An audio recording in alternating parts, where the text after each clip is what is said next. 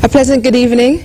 It is my pleasure to welcome you once again to Leadership Matters, which airs weekly on ZIZ Live.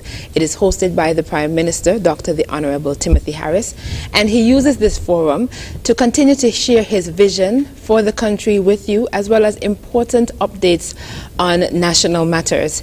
We have an informative program in store for you this evening, but before we get to meet our guests, we're going to look at we'll share with you some highlight videos from the Ministry of Health, which will also give you an update on the vaccination rollout, as well as why it is still important to wear a mask, among other very important highlights. So don't touch that dial, stay tuned, don't change the channel, don't change the website. We'll be back shortly, and I'm sure you'll enjoy the videos. Today we're at the Newtown Health Center, where we've had the official launch of the COVID-19 vaccination program. We are so pleased to have had quite a cross-section of individuals who were represented here today and taking the vaccine.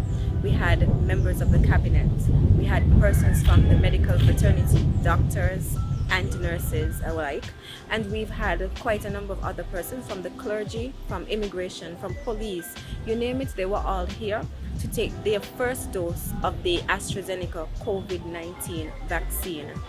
And so we all got our COVID-19 vaccination card to indicate that we would have taken our first dose of the vaccine.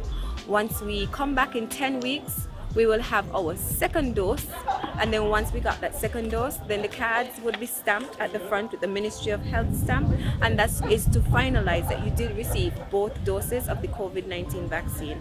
A reminder that the vaccine helps us to ensure that persons do not have severe illness or death, and so we're encouraging persons to step forward and take the vaccine. Get all the facts that you need to get.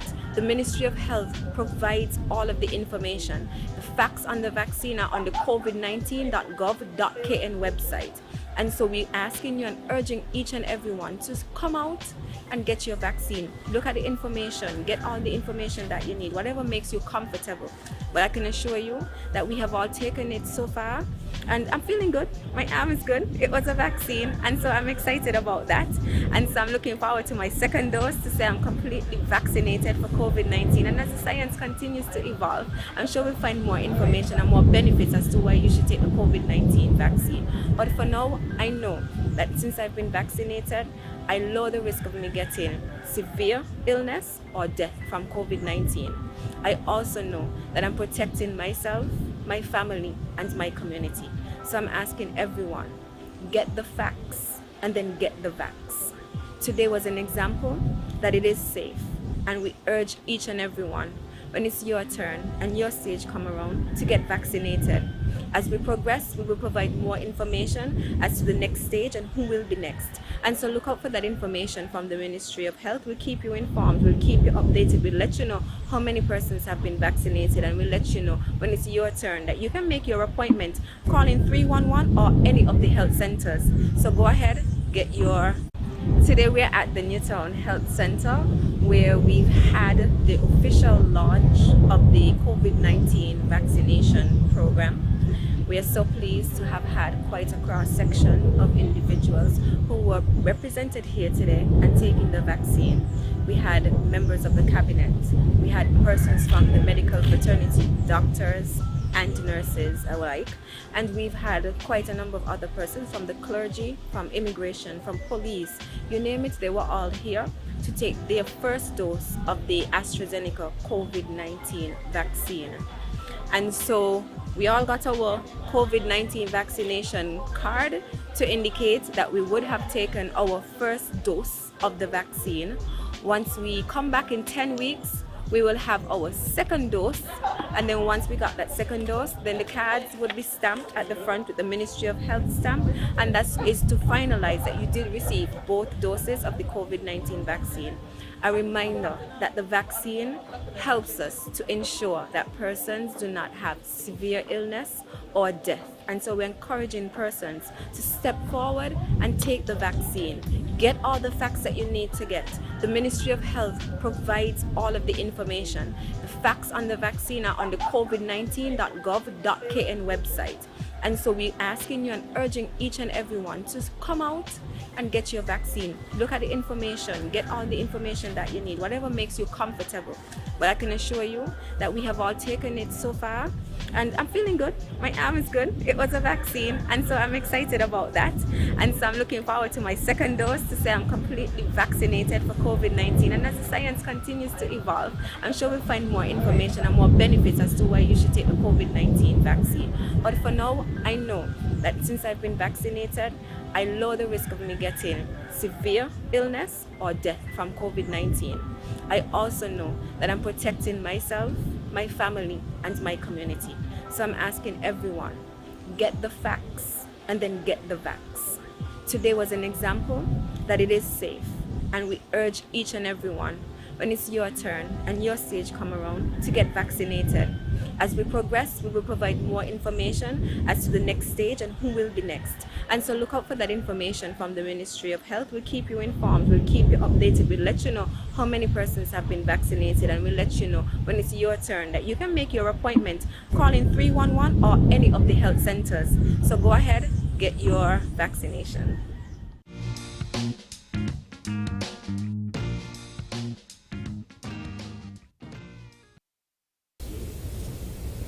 Welcome back to Leadership Matters, which is hosted by the Prime Minister, Dr. the Honorable Timothy Harris. This is a program through which he keeps you updated on matters of national interest, and it is also used to address your concerns and hear your suggestions.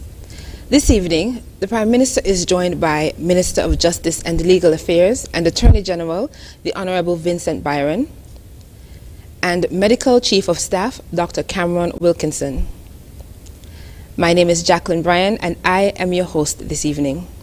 We're going to begin with a presentation from the Prime Minister, and then we'll hear from his special guests. Good evening, my fellow citizens and residents. Welcome again to another edition of Leadership Matters. And the subject of interest, of course, is COVID-19, and in particular, our vaccination rollout program. Almost 1 year ago, the reality of the COVID-19 pandemic hit our shores, with our first 2 confirmed cases of COVID-19, a mother and her son. Since then, our people have come to understand that COVID-19 is a dangerous existential global threat. So far, over 2.7 million persons around the world have died as a result of COVID-19. Nearer home, in Jamaica, St. Lucia, Barbados, Grenada, Antigua and Barbuda, St. Vincent and the Grenadines have all recorded deaths. St. Kitts and Nevis has had no deaths so far. For this, we give God thanks. My heart mourns, however, for those who carry this grief and burden of COVID-19 deaths. The threat that COVID-19 poses to our health, our economy, and our future here in St. Kitts and Nevis is very real.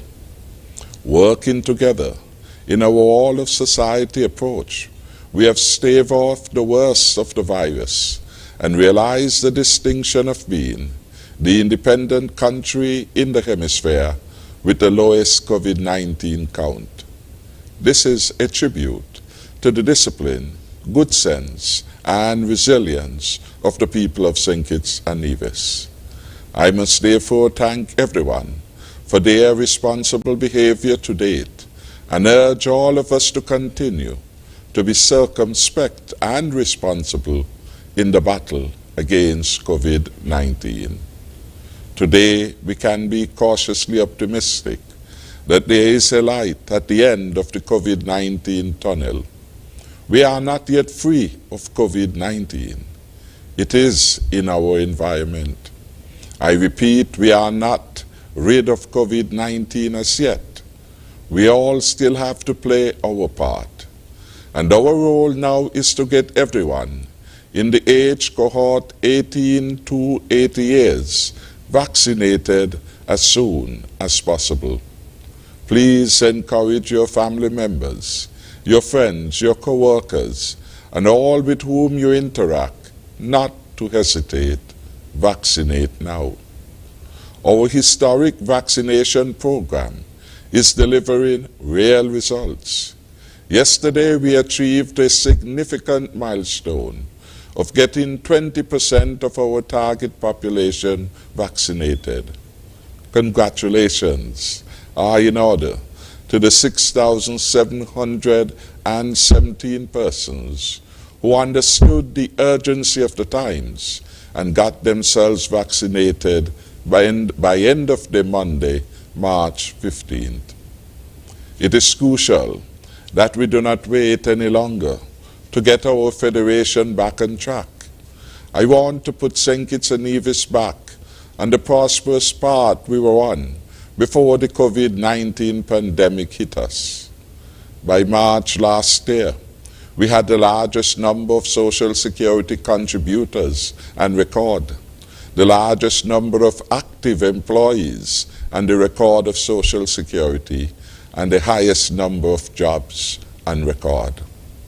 Our entrepreneurial climate was very good, with the highest number of approvals for business licenses ever recorded. I want us to seize that stronger and safer future that was within our grasp. Your Team Unity government remains committed to delivering a better way of life for all the people of and in St. Kitts and Nevis. During this pandemic, we have kept our economy going. We opened up our borders. We put all our export manufacturing plants back in operation. We have stimulated agriculture and fisheries. Our stimulus package boosted support to the fisheries sector. Our fishermen receive, free of cost, fish strap wire, fishing rope, safety equipment, fishing lines, hooks, and other support. They delivered a significant comeback from the 83% reduction in fisheries output we experienced in April 2020 compared to March 2020. Fisheries output from May to December 2020 would rise to 524,140 pounds. I repeat, we had a rise in fisheries output from May to December 2020. That fisheries output has been recorded at 524,140 pounds, a 27% increase relative to the year before. That is May to December 2019. This feat was in spite of COVID-19. What a difference our stimulus package made. For the full calendar year 2019, fish landings were put at 647,914 pounds. For 2020, the year of COVID-19, we recorded fish landings at 671,000 pounds, up 4% overall over the comparative periods 2019 and 2020. This, of course, has been credited to the 3 million stimulus which we gave to the fisheries sector. Another important economic driver is the manufacturing sector.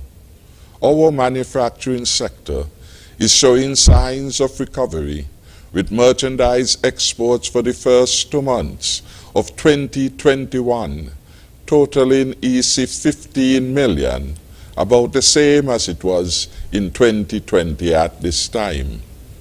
Carib Brewery St. Kitts Limited is reporting that its exports are up, and it is on a 24/7 bottling operation.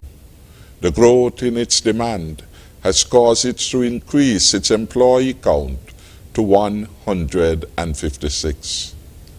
Everyone knows that tourism has been the hardest hit sector of our economy. In spite of our borders being open, air throughput has been low and cruise traffic is at a standstill. But even in this scenario, we have had some good news. The good news, even in this picture, is that we have successfully repatriated 649 Ross University students to St. Kitts, bringing incomes for landlords, car rental agencies, our restaurants, and places of entertainment. We have found a new niche for film tourism. Below the Deck movie is being shot in St. Kitts, and it has brought significant guests to the Park Hyatt Hotel, the Federation Host Hotel. Equally important for our Federation are the movies being produced by MSR on the island of Nevis and St. Kitts. Some 6 movies will be run by MSR in our Federation, boosting the favorable acclaim about St. Kitts and Nevis, and most importantly, creating employment for our people. Interest in our country as a premier hotel destination continues. Trinity Sunset Hotel, Seaview Hotel, and Hillsborough Suites and St. Kitts all continue to work towards completion this year. Work has started this week on the US $6 million luxury villa project at the Royal St. Kitts Hotel. All these projects mean real jobs, real incomes for our people, and a stronger economy for St. Kitts and Nevis. We therefore have to try harder to defeat COVID-19, to protect our health, our jobs, and our way of life during these challenging times. Of course, as a government, we want to keep our streets safe. We want to build more and bigger homes. We want to create more jobs and more opportunities, especially for our young people. In sum, we are moving on the path to the stronger and safer future we promise. This is the part I want us to get back to. This is the part our vaccination program would lead us to. Some countries do not have vaccines yet, and others are yet to begin their rollout. We here in St. Kitts and Nevis are ahead. We took a phased approach to the vaccine rollout so we can prioritize and protect the most vulnerable people in our society. I am pleased to announce that we have surpassed the 20% of the target population, a huge achievement for our Federation. I am advised that at the end of today, Tuesday, we had recorded 6,903 persons who had already been vaccinated. By comparison, it is reported that the European Union, one of the world's most powerful blocs with billions of dollars at its disposal, has an average vaccination rate of 10.6%. Our success is a testament to work being done by my team Unity Administration. I have had the strong support of my cabinet colleagues and all senior functionaries of my government, in particular those at the front line, and I say thank you to them. I must again thank everyone who has come forward and had their vaccine. You acted to protect yourself, your family, your close circle, and by extension, our beloved country. You are leading the way, and you are the reason we will be rid of this virus quickly. The more people we vaccinate, And the quicker those vaccinations are administered, the sooner we can get back to our way of life. Now is not the time to wait. Now is the time to vaccinate. It is disappointing that some have sought to politicize this process and spread doubts on the vaccination process. Some are seeking to put their own political interests ahead of the nation. I want to thank you, the good people and residents of St. Kitts and Nevis, for seeing through these political stunts. I thank you for looking at the science. I thank you for listening to our health experts. I thank you for ignoring the doubters. Thank you for playing your role and supporting our vaccination program so we can be rid of the COVID-19 pandemic in our midst. This issue is too important to play political games. For my part as Prime Minister of this beautiful country of St. Kitts and Nevis, I will always put the people of St. Kitts and Nevis first and foremost. Put your health first and put your future first. We are not waiting. We are making good progress in winning the fight against COVID-19. But there is still so much more that we need to do. I have made it clear that our ultimate goal is to have at least 70% of our population vaccinated. To reach this target, we are in the process of expanding the storage capacities for vaccines at our hospitals. We have increased our public education. Our health officials are taking vaccines to the workplaces. Already, they have vaccinated hundreds of workers across several workplaces, including the Marriott Hotel, the Royal St. Kitts Hotel, Koi Hotel, Park Hyatt, and UMHS. They will be taking the vaccine sessions or the vaccination sessions to the industrial site and the homes of the elderly, our prisons, etc. We will continue to take our all-of-society approach to ensure no one is left behind. Our public education will continue. Indeed, this Thursday, we have a public education forum at the Atlas Community Center, which gets started at 7:30 p.m. sharp. Dr. Cameron Wilkinson will be our lead presenter. We will answer your questions on the vaccination program. All are invited to come, to listen and participate. After the question and answer sessions, persons will be vaccinated if they so desire. Then on Monday, another education program will take place, this time in Old Road. I want to commend our churches, for they are doing their own part in the public education program. Last Sunday, for example, the Church of God in Cayon had an information session.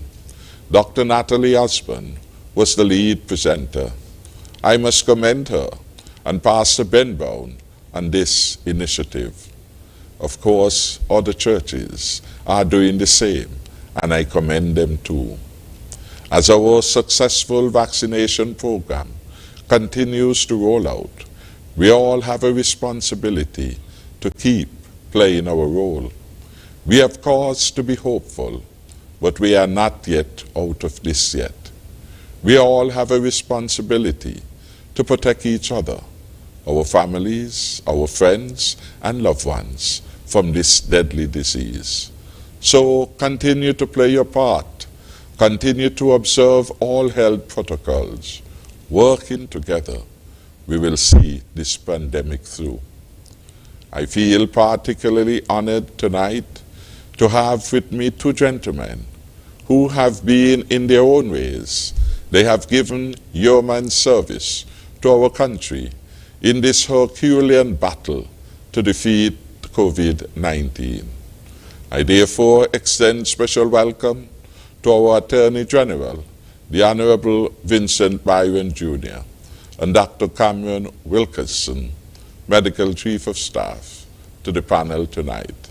And I ask God continued protection on my fellow citizens and residents, and indeed on our Federation of St. Kitts and Nevis. Thank you again for tuning in to this edition of Leadership Matters. God bless you. Thank you so much, Mr. Prime Minister. We'll now hear from Medical Chief of Staff, Dr. Cameron Wilkinson. We have all been through a most unprecedented period in our nation's history and our lifetime. The coronavirus pandemic is currently the greatest threat to humanity, and none of us had a roadmap of experience to help navigate these uncharted waters. This is, however, not the first time a disease of epic proportions brought the world to a standstill or shut down entire economies. If we take a longer look at history, it will remind us that we were caught in a struggle for survival about 100 years ago. The Spanish flu of 1918 infected 500 million persons, or about 1/3 of the world's population at the time. Unlike today, there were no effective vaccines available to arrest the spread. By the time it had run its course in April 1920, it is estimated to have killed as many as 100 million persons. Despite the availability of safe and effective vaccines today to help end this current pandemic, many are taking these life-saving pharmaceuticals for granted. Some are delaying receiving their first shot, while others are outright refusing to accept the vaccine despite clear scientific evidence to support their safety and efficacy. We are actually in a race against time to stop the virus from developing more variants and claiming more lives in the process. There is therefore no time to wait. The more people who are vaccinated, the sooner we can eliminate the virus. The pandemic is like a fire about to engulf your home. You must use the vaccines we have available now to put out the fire before it consumes you and your family. Turning a blind eye to reality does not eradicate the problem at hand. To date, more than 120 million persons are infected globally with COVID-19, and more than 2.7 million persons are dead. And before the pandemic is over, many more lives will be lost. We are still in the middle of a pandemic, recording another positive imported case today, bringing our total to 44, with now 3 active cases. We, however, have the tools to prevent the spread of this deadly virus and to limit the death toll by simply following the instructions based on science and acceptance of a vaccine that we know is safe and effective. Who is responsible for leading the fight? The virus threatens every element of society, including public health, social and political affairs, sports, education, trade and economics, agriculture and food security, industry and employment.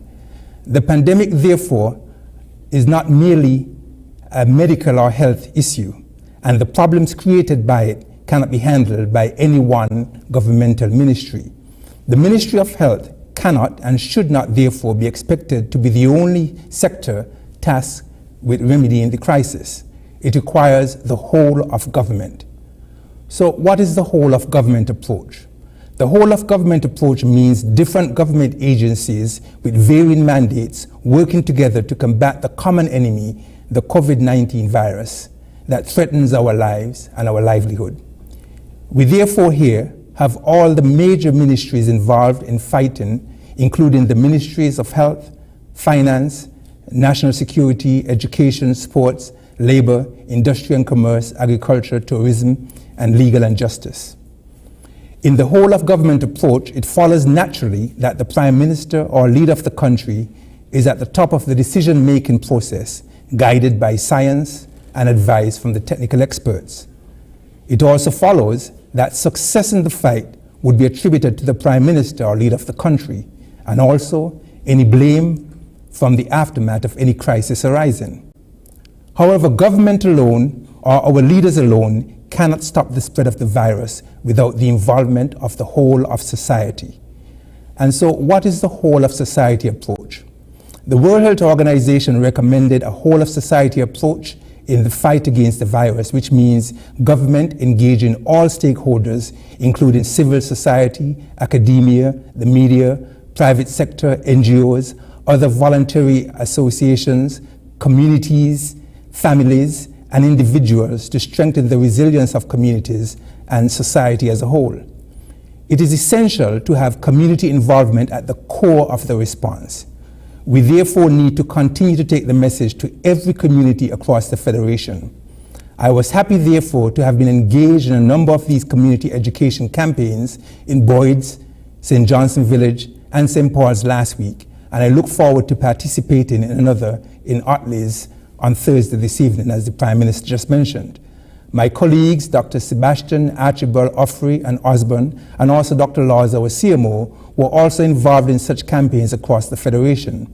Also, many doctors have been doing one-on-one consultations in their office. I congratulate the medical fraternity in assisting in the fight. If communities are engaged and empowered with knowledge needed to fight this virus, we will succeed because they will take the necessary measures to protect themselves. In this fight, the singular action of one affects all. Therefore, connecting with persons on an individual basis in their community, be it in their residence, workplace, or church, is crucial. From these community education sessions, hundreds of individuals come forward either at the time or days after and accept the vaccine. Just this afternoon, at an education session at a business establishment, we vaccinated 33 persons. We must continue these efforts as they are essential to our success in the war against the deadly virus. The COVID-19 Task Force has also engaged the Bar Association, the Doctors Association, the Chamber of Industry and Commerce, Evangelical Association, Christian Council, Rotary Clubs, Trade and Labor Unions, Labor Department, and the three medical schools, Ross, Windsor, and UMHS.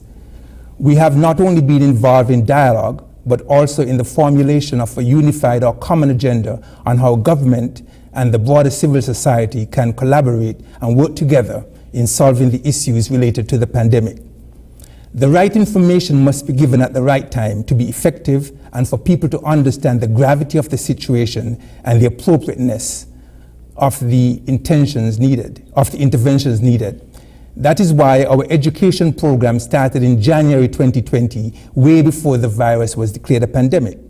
We started providing the nation with information about this new or novel virus. We spoke to the signs and symptoms, mode of transmission, and severity of the disease, and consequences of inaction. We also made sure that all were educated on the non-pharmaceuticals, hand sanitizing, social distancing, and mask wearing needed in the fight. We warned that these measures would have to continue until a safe and effective vaccine was found, and that was the only way we can get out of this crisis. We never let up with our education and information sharing program, coming to you every week at the COVID-19 briefings since the start of this pandemic. The first vaccines for COVID-19 were given in the UK in December 8th and in the United States December 14, 2020. The rest of the world began to have hope that vaccines would be available for all as the pharmaceutical companies began to step up their production. We here in St. Kitts and Nevis, like the rest of the world, began to step up our vaccine education program in a timely manner also. No one is safe until everyone is safe, and at this stage of the fight, public education on vaccines and vaccine acceptance is paramount. The onus must be on every one of us, however. We need all to contribute to minimize the health and socioeconomic impacts of the pandemic. We need the combined strength, unity, and efforts of all in this fight if we are going to be successful. If there was ever a time when we needed all hands on deck, is now. You don't need a formal invitation to participate in the fight. You can use whatever platform you have to get the message out.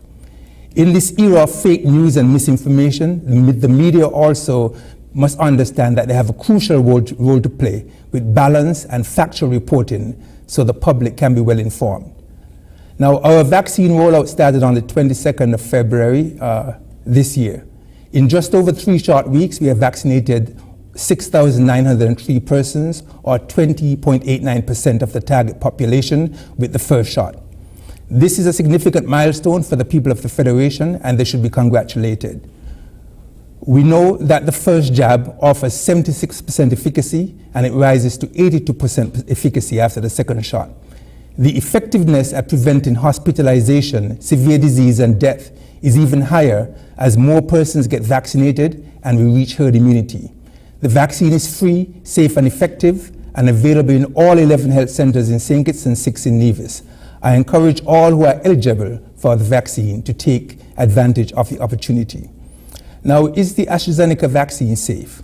Health authorities in several countries, including Denmark, Norway, and Iceland, have suspended the use of AstraZeneca's vaccine following reports of the formation of blood clots in some persons who have been vaccinated.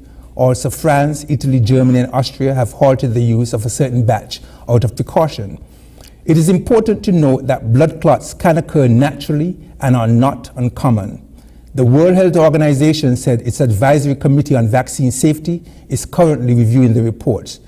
The WHO data shows that more than 268 million doses of COVID-19 vaccines have been administered worldwide with no serious side effects or deaths to date. They have continued to report that AstraZeneca is an excellent vaccine and that no causal relationship has been established between the shots and the health problems reported. The director of the National Board of Health in Denmark insisted that the 14-day suspension was a precaution while investigations were taking place. He said there is good evidence that the vaccine is both safe and effective. The European medical regulators say there is no indication that Oxford AstraZeneca vaccine is linked to an increased risk of blood clots. It said the number of cases in vaccinated people was no higher than in the general population. There were 37 cases of persons who developed blood clots of 17 million persons in Europe who received the jab. Of note, 2% of persons who get COVID-19 develop blood clots. Of the 17 million who got the vaccine in Europe, 37 were found to develop blood clots, which is 0.0002%. In other words, currently you are 10,000 times more likely to get a clot from the disease than the vaccine if it was associated with the clots. This is why they say the benefits outweigh the risk. AstraZeneca released their report on Monday the 14th of March stating, and I quote, "A careful review of all available safety data of more than 17 million people vaccinated in the European Union with COVID-19 vaccine, AstraZeneca has shown no evidence of an increased risk of pulmonary embolism, deep venous thrombosis, or thrombocytopenia in any defined age group, gender, batch, or in any particular country." The World Health Organization also on March 14th said there is no evidence that the incidents are caused by the vaccine, and it is important that vaccination campaigns continue so that we can save lives and stem severe disease of the virus. My final advice: the recent breach at one of our quarantine facilities is a cautionary tale. Despite all the hard work we have done in containing the virus, everything can be lost by the actions of a few irresponsible individuals. We all must work together to keep our country safe. We must not hesitate and get vaccinated, because despite all of our efforts, the virus will keep coming as it did today, and we'll soon hitch a ride into our community and we can have community spread. The vaccine, however, is guaranteed to protect you. It can prevent you from getting sick, from getting severe disease, from being hospitalized, and more importantly, from dying. I thank you. Thank you so much, Dr. Wilkinson. We'll now hear from Minister of Justice and Legal Affairs, Attorney General, the Honorable Vincent Byron. Good evening, Jackie, and good evening to all our viewers and listeners, wherever you may be. Disasters and emergencies are by nature unpredictable. They affect communities in several ways. They cannot all be prevented, but we can plan and prepare to deal with them, and by so doing save lives, reduce losses, protect survivors, preserve the ecosystem, enhance sustainable economic development, and assist the rapid return to normalcy. In early January last year, it became evident that this virus that started in Wuhan, China, was making its way around the globe. Prime Minister Harris and the Team Unity administration was alerted by our health professionals and by NEMA and the National Disaster Mitigation Council was mobilized. Dr. Wilkinson spoke of the whole of government approach. This is what the Mitigation Council does, which comes out of the National Disaster Act and the National Disaster Plan. The Council has all permanent secretaries of all ministries are part of this National Disaster Council, Mitigation Council. There are some 10 subcommittees that deal with such things as medical and public health issues, transport, utilities, and you have it. It covers all the gamut of services that make up our country. And so once the cabinet of the government of St. Kitts and Nevis had been alerted and led by our Prime Minister, the Disaster Mitigation Council was used to establish a national COVID task force. We did not wait until it was declared a pandemic to begin our preparations. We began a robust national education program for all levels of healthcare workers, citizens, and residents, so that they could be aware of the new viral disease, COVID-19. The World Health Organization declared COVID-19 a pandemic on March 11th, 2020, and we were not caught flat-footed like many other countries had. We followed the science and the advice of the WHO. Our local team, our local medical team, developed a national strategic preparedness and response plan for COVID-19, working with the National COVID Task Force. And there was the aim to do 4 things: to slow and stop transmission, 2, prevent outbreaks and delay spread, 3, provide optimized care for all patients, especially the seriously ill, and 4, to minimize the impact of the epidemic on health systems, social services, and economic activity. Our approach then, and still is, one of a whole-of-society approach. There has been coordination to support preparedness and response, including the health, transport, travel, trade, finance, security, and other sectors. We attempted to sensitize the public to their active role in the response and stress personal responsibility in this fight. We enhanced our hospital and community preparedness plans to ensure that space, staffing, and supplies are adequate for a surge in patient care needs. We continually assessed where we were and the effectiveness of what we had accomplished and used that information to plan future preparedness and response activities. When our first imported case arrived on 25th March last year, we were prepared. And during the year, we have continued a robust testing, isolation, and quarantine program. We ensured that all who needed to be tested were tested using the gold standard PCR test, and isolated all positive patients and quarantined anyone with a potential exposure. But it's the legal framework that underpinned our response that I want to talk about. And I do so especially in light of the breaches that occurred this weekend in Nevis and here in St. Kitts.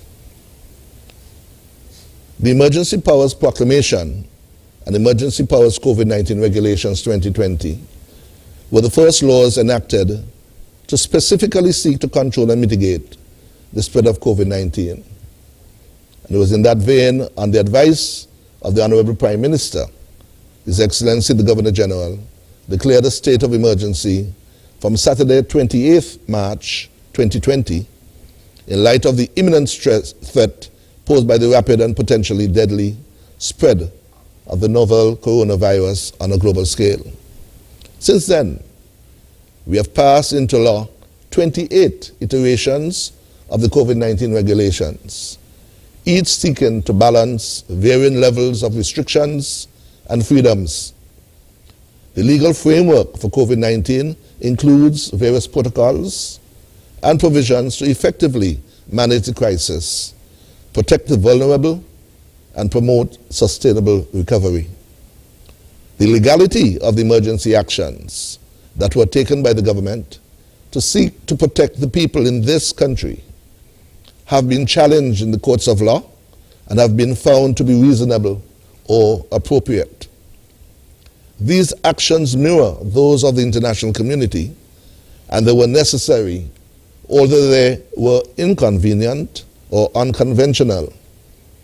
In the face of the threat of this health crisis, there were curfews and lockdowns implemented all over the world. The necessity of addressing the various concerns that arose out of the pandemic would have obviously demanded considerable legislative focus this year, last year, both through primary and subsidiary legislation. Consequently, would have seen the tabling and debate of a resolution to extend the first state of emergency promulgated by the Governor General that would initially have been declared in March of last year. Some of the legislation that were passed over the year included a public health quarantine regulations. This was SRNO number 2 of 2020 and was published as early as 21st February 2020. This SRO provided for the treatment of COVID-19 as an infectious, communicable, and notifiable disease and introduced the concept of social distancing. The next one after that would have been a proclamation declaring a state of emergency, as I had mentioned. Then there were such things as emergency powers regulations, SRO number 7, that was published on the 27th of March and introduced the concepts of working remotely, closure of businesses, curfew, physical distancing, shelter in place, and restriction on travel. As it involved better provided for quarantine and isolation. And I can go on and on in terms of the various iterations of the regulations that were had. We would have had such things as 24-hour curfews, night curfews, and days of limited operation.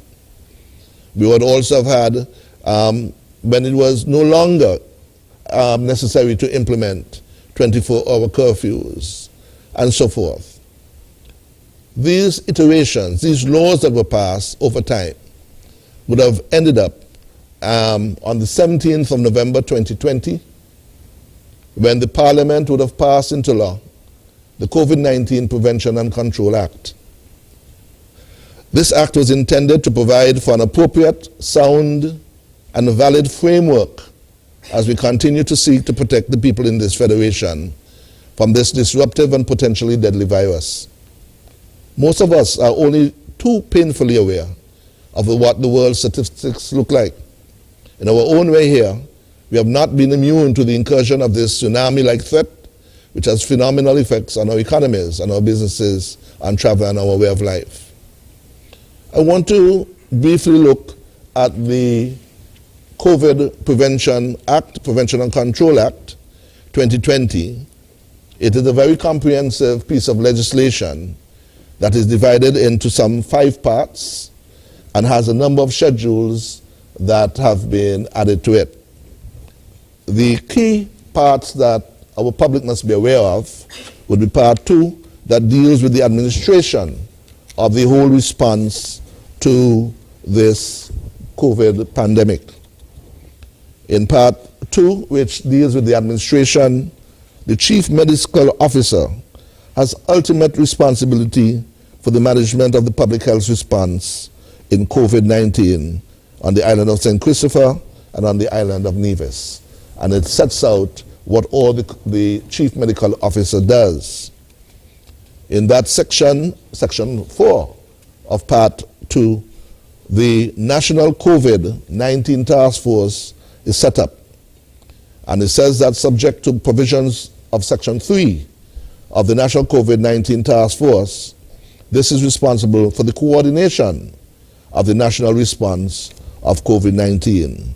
And it goes on to set out what all the COVID-19 task force would be responsible for. I would just briefly look at the makeup of the National COVID-19 Task Force, which shall be comprised of the following members: the National Disaster Coordinator, who shall be the chairperson of the National COVID Task Force. The Chief Medical Officer is the co-chairperson of the National COVID Task Force.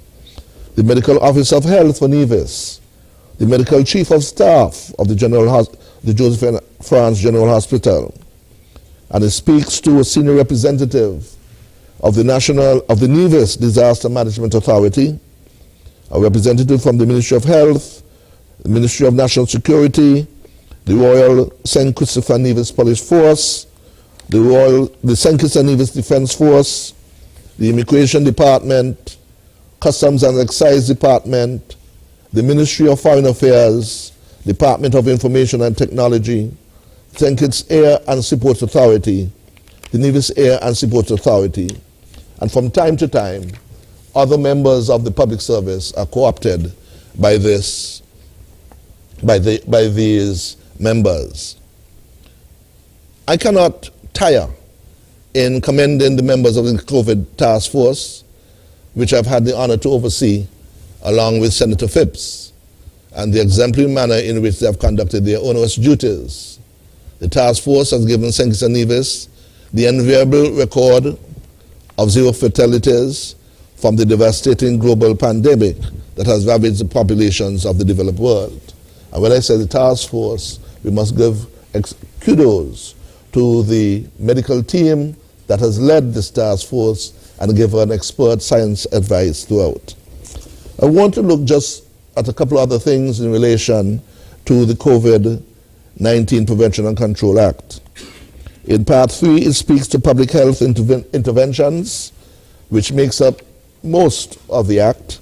And we speak at such things as work remotely from home, social distancing and physical distancing protocols, hygiene protocols, wearing masks outdoors, restrictions on social activities, education and religious instruction, weddings and funerals, public beaches, bars and restaurants. It speaks to hotels, guests, and similar establishments. It speaks on restriction on visitation, domestic travel, regional and international travel protocol, and so on. But it's a very comprehensive bill that covers all aspects of our life. And in it, we also establish that in Part 4, questions of testing and treatment, labs, laboratories that does the testing, who needs to be tested, and so forth, and the reporting protocol in relation to that. Part 5 deals with the miscellaneous catch-all provision, and in this it speaks to the general penalty, which I must speak to. A person who contravenes a provision of this Act for which a penalty is not specified commits an offense and is liable on summary conviction to a fine not exceeding $5,000 or a term of imprisonment not exceeding 6 months or to both. And this is a very important provision because we can commit offenses if we do not adhere to the provisions of the Act. It also speaks to a fixed penalty notice issued by a police officer in accordance with this Act shall be lawful notice that the persons charged with the commission of an offense and that a complaint will be made against this person in respect thereof, requiring him or her to either pay the fixed penalty within 10 business days or to appear at the court specified in the notice on the day and at the hour therein.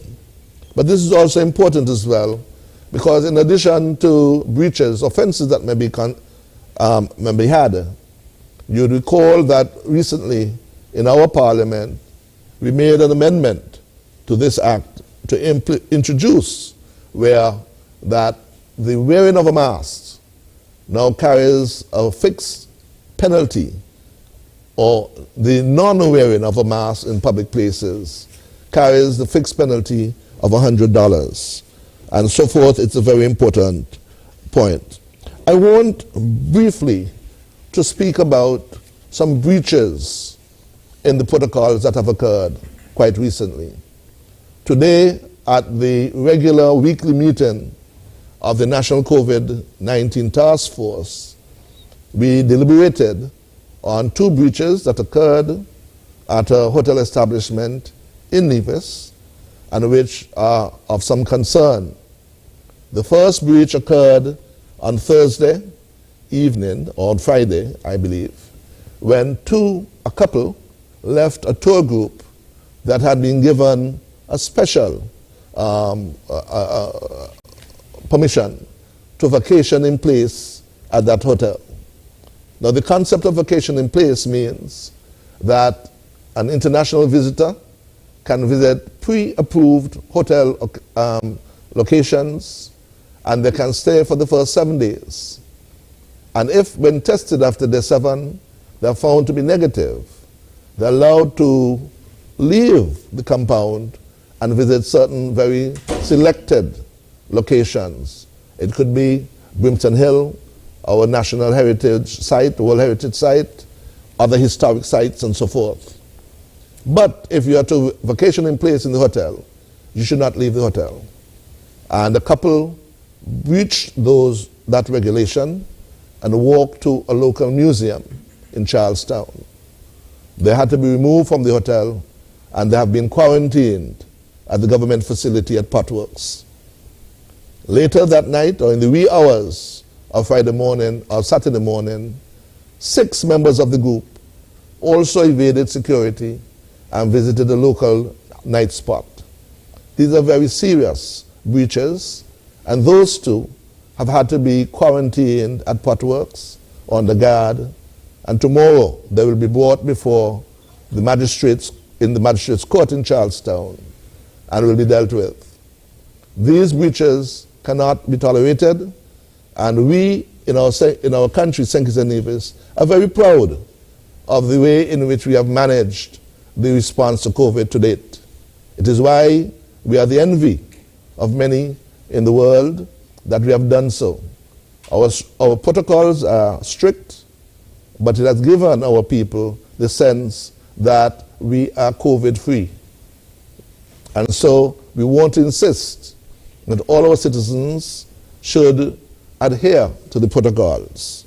I want to also mention other breaches that have also occurred here in St. Kitts.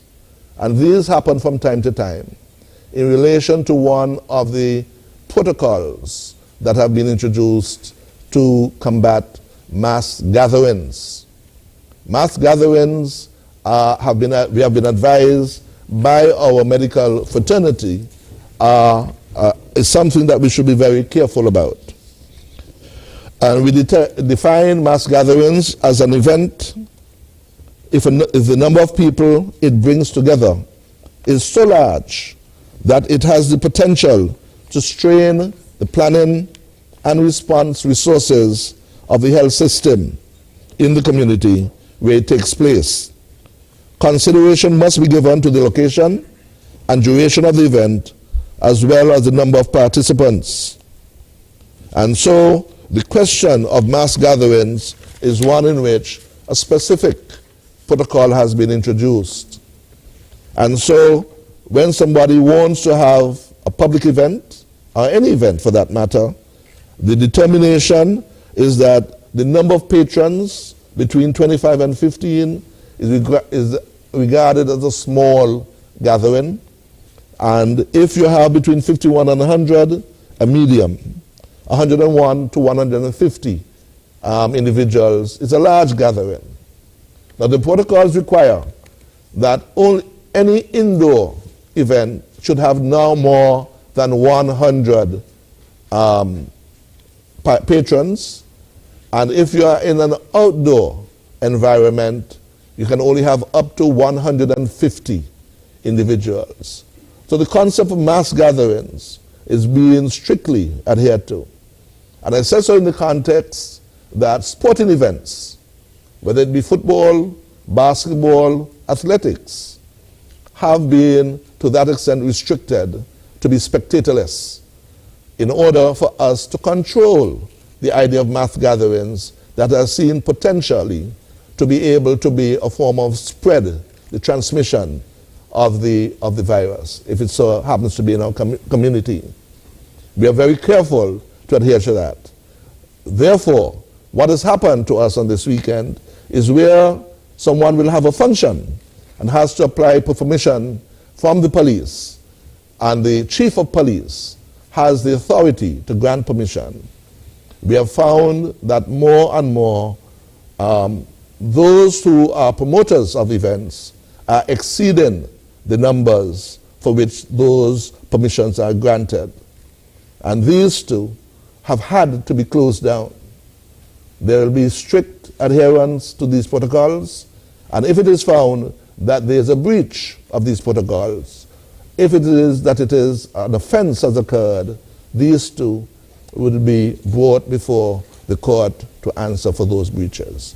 And with those few words, I want to say that we are very supportive in the task force and throughout with what our health professionals have done. As we look towards the future, uncertain as it may be, we hope that the recommended measures would be efficaciously implemented to have the maximum effect in maintaining our low infection rate and non-existent mortality rate. I fervently hope that in the not too distant future that we would be able to reflect on COVID-19 as being a problem of the past that brought out the resilience and community spirit of the people of the Federation of St. Kitts and Nevis. The COVID-19 threat is not yet over. We must therefore continue to promote health, safety, and vaccinate. Vaccinate. Thank you very much. Thank you very much, Attorney General. We're now going to take a break, and when we come back, it's going to be that time of the show when we hear from you. We're going to open up the phone lines and take your messages and voice notes. So stay tuned.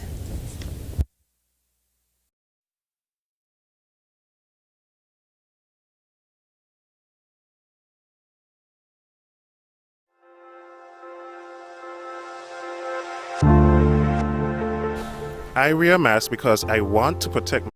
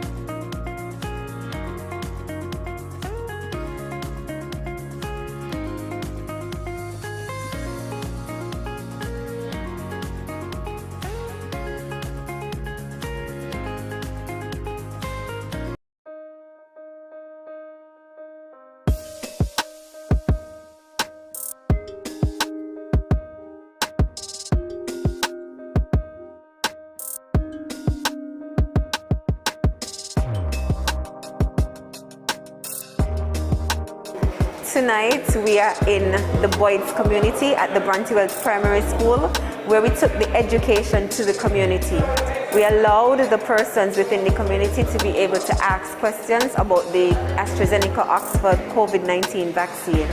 We were privileged enough to have Dr. Wilkerson here with us tonight, sharing the information and answering the questions. We had quite a number of questions from the persons who were here, Unfortunately for us, we were able to get quite a number of persons who were able to sign up as well and are willing now to take the vaccine because they were able to have this session. This is the first in a number of community level sessions that we are going to have with persons, because we know it's important for persons to be able to ask the questions and be able to debunk some of the myths and the untruths that are out there about the COVID-19 vaccines. And so we are happy that we were able to be here at the Bronte Welch Primary School in Boyds. Next Wednesday, we're going to be in two communities actually. We're going to be in the St. Johnson Community Center, but we're also going to have another team that's going to be at the McKnight Community Center doing the same thing, sharing the information and giving persons as much feedback as we can about the AstraZeneca COVID-19, because it's important for us to make sure that we reach that 70% herd immunity necessary for us to be able to get our lives back to as normal as possible. And so we're encouraging everyone to roll up, to roll out. Don't wait, vaccinate.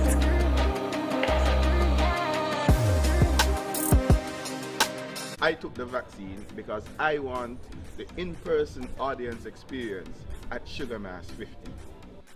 I took the vaccine because I want to be performing with all my peoples on Ultra Truck this year for Carnival. I get vaccinated because I want to be on the road for Sugar Mass 50. The reason I chose to be vaccinated because I'm a profession as an entertainer, for us to have a safer Boyton Carnival. I am DJ Flames, and I got vaccinated because I want Sugar Mass 50 to be greater than ever. I took the vaccine because I miss entertaining thousands of people and I miss hosting my own events. See you at Sugar Mass 50. Boom. Get vaccinated quickly to turn up Sugar Mass 50.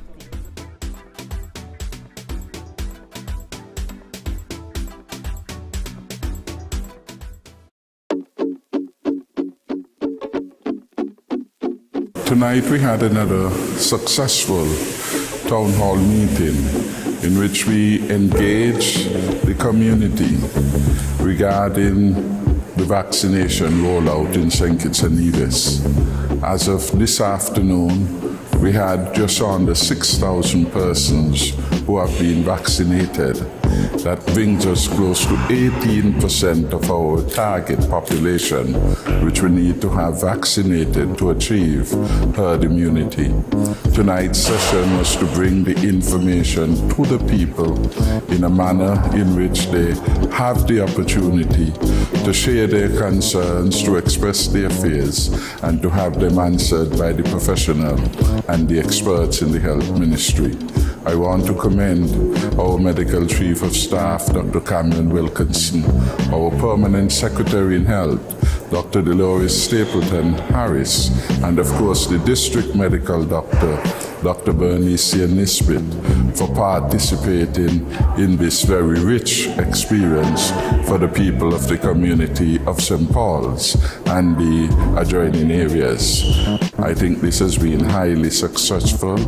We had a sense of joy. We, at the end of the question and answer period, a number of persons moved forward to have their vaccination. That tells me that it was very persuasive, it was impactful, and it has helped.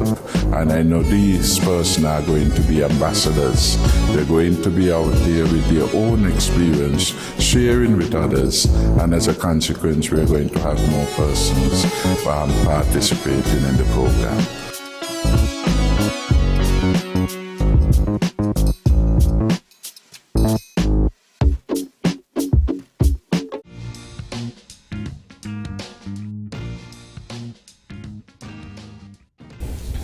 So the first half was everybody looking off. Okay. Welcome back to Leadership Matters, which is hosted by Prime Minister Dr. the Honorable Timothy Harris. And this evening he is joined by Minister of Justice and Legal Affairs, Attorney General the Honorable Vincent Byron, as well as Medical Chief of Staff at the JN France General Hospital, Dr. Cameron Wilkinson. If you would like to participate in the program, because we are now at the segment where you can participate, you can dial 466-2666 or 662-8674 or 767-4765. There's also an international line that you can use, and that number is 1-239-645 4500. And those numbers are listed at the bottom of the screen for your convenience. We also have 2 WhatsApp numbers that you can use, one for messages, and that number is 661-5683. And there's one for voice notes. That number is 660-7168. Leadership Matters is aired live on ZIZ Radio, Freedom FM, Sugar City FM, Vaughan Radio, and Win FM. It is also streamed live on the social media platforms of ZIZ and the St. Kitts and Nevis Information Service, also known as SKNIS. So you can look for them on Facebook or YouTube. And the aim is to try to reach you wherever you are in the world, or the nationals living abroad. I am pleased to also announce that the program, which continues to grow, is now available on even more platforms. So you can now catch the program on Spotify, as well as Google and Apple Podcasts. So more ways for you to catch up on all the matters raised here on the program. Without further ado, we're going to go to the phone lines and take our first call for this evening. Welcome to Leadership Matters. You're live. Hello, good night. Hi, good evening. Welcome to Leadership Matters. Well, it's a good night to the Honorable Prime Minister, Dr. Timothy Harris, to you, and the rest of the panel there tonight. This is Bucky Garrett. Welcome to Leadership Matters, and leadership really matters. Now, it would appear as though the opposition leaders are playing politics with this vaccine. And the reason why I always say that, now you have 2 doctors who ran in the last election. You have the former, the Right Honorable Dr. Denzel Douglas, and you have Dr. Duke. Do you know if any one of them already took the vaccine? And do you know if they are encouraging persons? Don't you think that they can organize their own forum and educate the people, seeing that they are doctors, and do more encouragement and education in getting people to take the vaccine? I guess this one I'm going to go to the doctor. Can anyone in Cheston can attend to the town hall meeting that is coming up in Atlas on Thursday?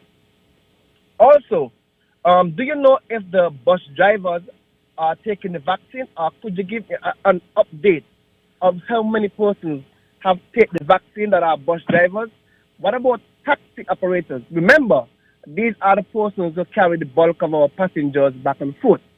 So could you give me a little summary? I don't know if you have that data to hand. If not, it will be good to show, prove that data, that people are taking the vaccine and you are doing a good job in educating and keeping the people safe. There's a question that's still raising about quarantine. Maybe you should do some small clips and have them circulate to the media about the quarantine still stands at 14 days, and you're looking into to see if it can reduce to 7 after reaching her, what's the word? Community? Yeah, I think that's the word, right? So just continue a good job in terms of educating. People are saying you're not, but if they follow to the media, they will see week after week you are having educational on the vaccine, and while there, you can get vaccinated. Keep up the good work, and let us reach that maximum of 70%. Have a good night. This is Bucky Garrett, and Bucky Garrett. Over and out. Thank you so much for your contribution to the program. We'll take another call. Welcome to Leadership Matters. You're live. Good night, Jack. Good night, Ms. Bell, good night. Good evening. And good night to the Honorable Prime Minister, Dr. Harris. Good evening. And good night to Dr. Wilkins and to the Attorney General, Mr. Byron. Now, I want to commend you, especially Dr. Wilkinson, at the top, at the head. You and the CMO. You all have done a wonderful job and continue to do a wonderful job, in spite of the criticize and the negative talk we're hearing out there. You understand? So, we just want to commend you and the cabinet of the government to keep focus and to be strong, because this is where all the negative one they want to hear.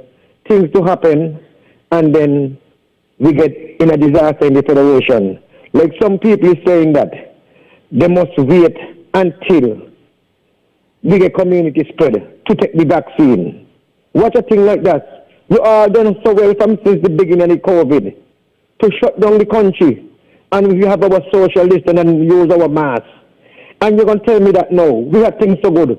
We're going to wait till now that we have things so good and the vaccine available to wait until we got community spread to take the vaccine. And the next thing again, I'm hearing about this security breach. I want to know those security was there at the establishment where them people was, and they get out of quarantine and went the places go associate themselves with people.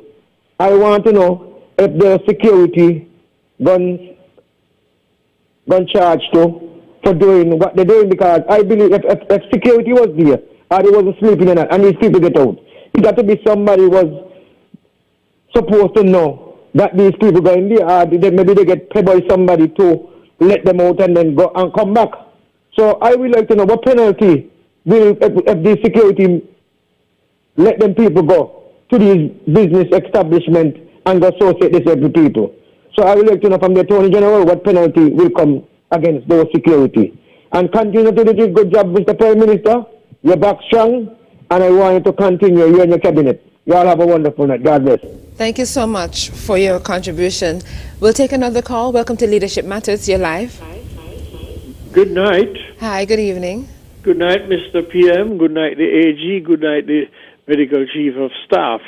Welcome back, Mr. PM. I have missed you over the last 2 weeks. That's my fault, though. I've not been able to get through to you. But anyhow, I'm successful tonight. Mr. The Dr. Wilkinson, the word COVID, the name of the pandemic, COVID-19, where did that name come from? 19, I assume it comes from the date or something. What is exactly is COVID? I've heard of H1N1, SARS, I've heard of swine flu, but COVID is a new word to me. That's one thing. Herd immunity of 70%. Is that referring to the 70% of the adult population, or is it 70% of the total population of the Federation of St. Kitts and Nevis? And is there a date by which one would expect to achieve that 70% herd immunity? And God forbid that we don't reach that figure. You think there's a likely possibility that consideration could be given to making vaccinations mandatory? I will listen off here for your responses. Thank you. Thank you so much, sir, for your contribution to the program. We'll take another call. Welcome to Leadership Matters. Good evening. Hi, good night. Hi, you're live. Good night. Yes, good night, Prime Minister, and good night at the head table. Prime Minister, I would like to ask you, when the government embarking to build a house, and secondly, that I went to on social media, and I see young people crying out for house, Mr. Prime Minister. Young people are crying out. You understand? I'm saying, Mr. Prime Minister, that young people need help out there. They need help because the system to get a house is not working. Is not working. So try to make the system, go back to the drawing board and try to make the system workable.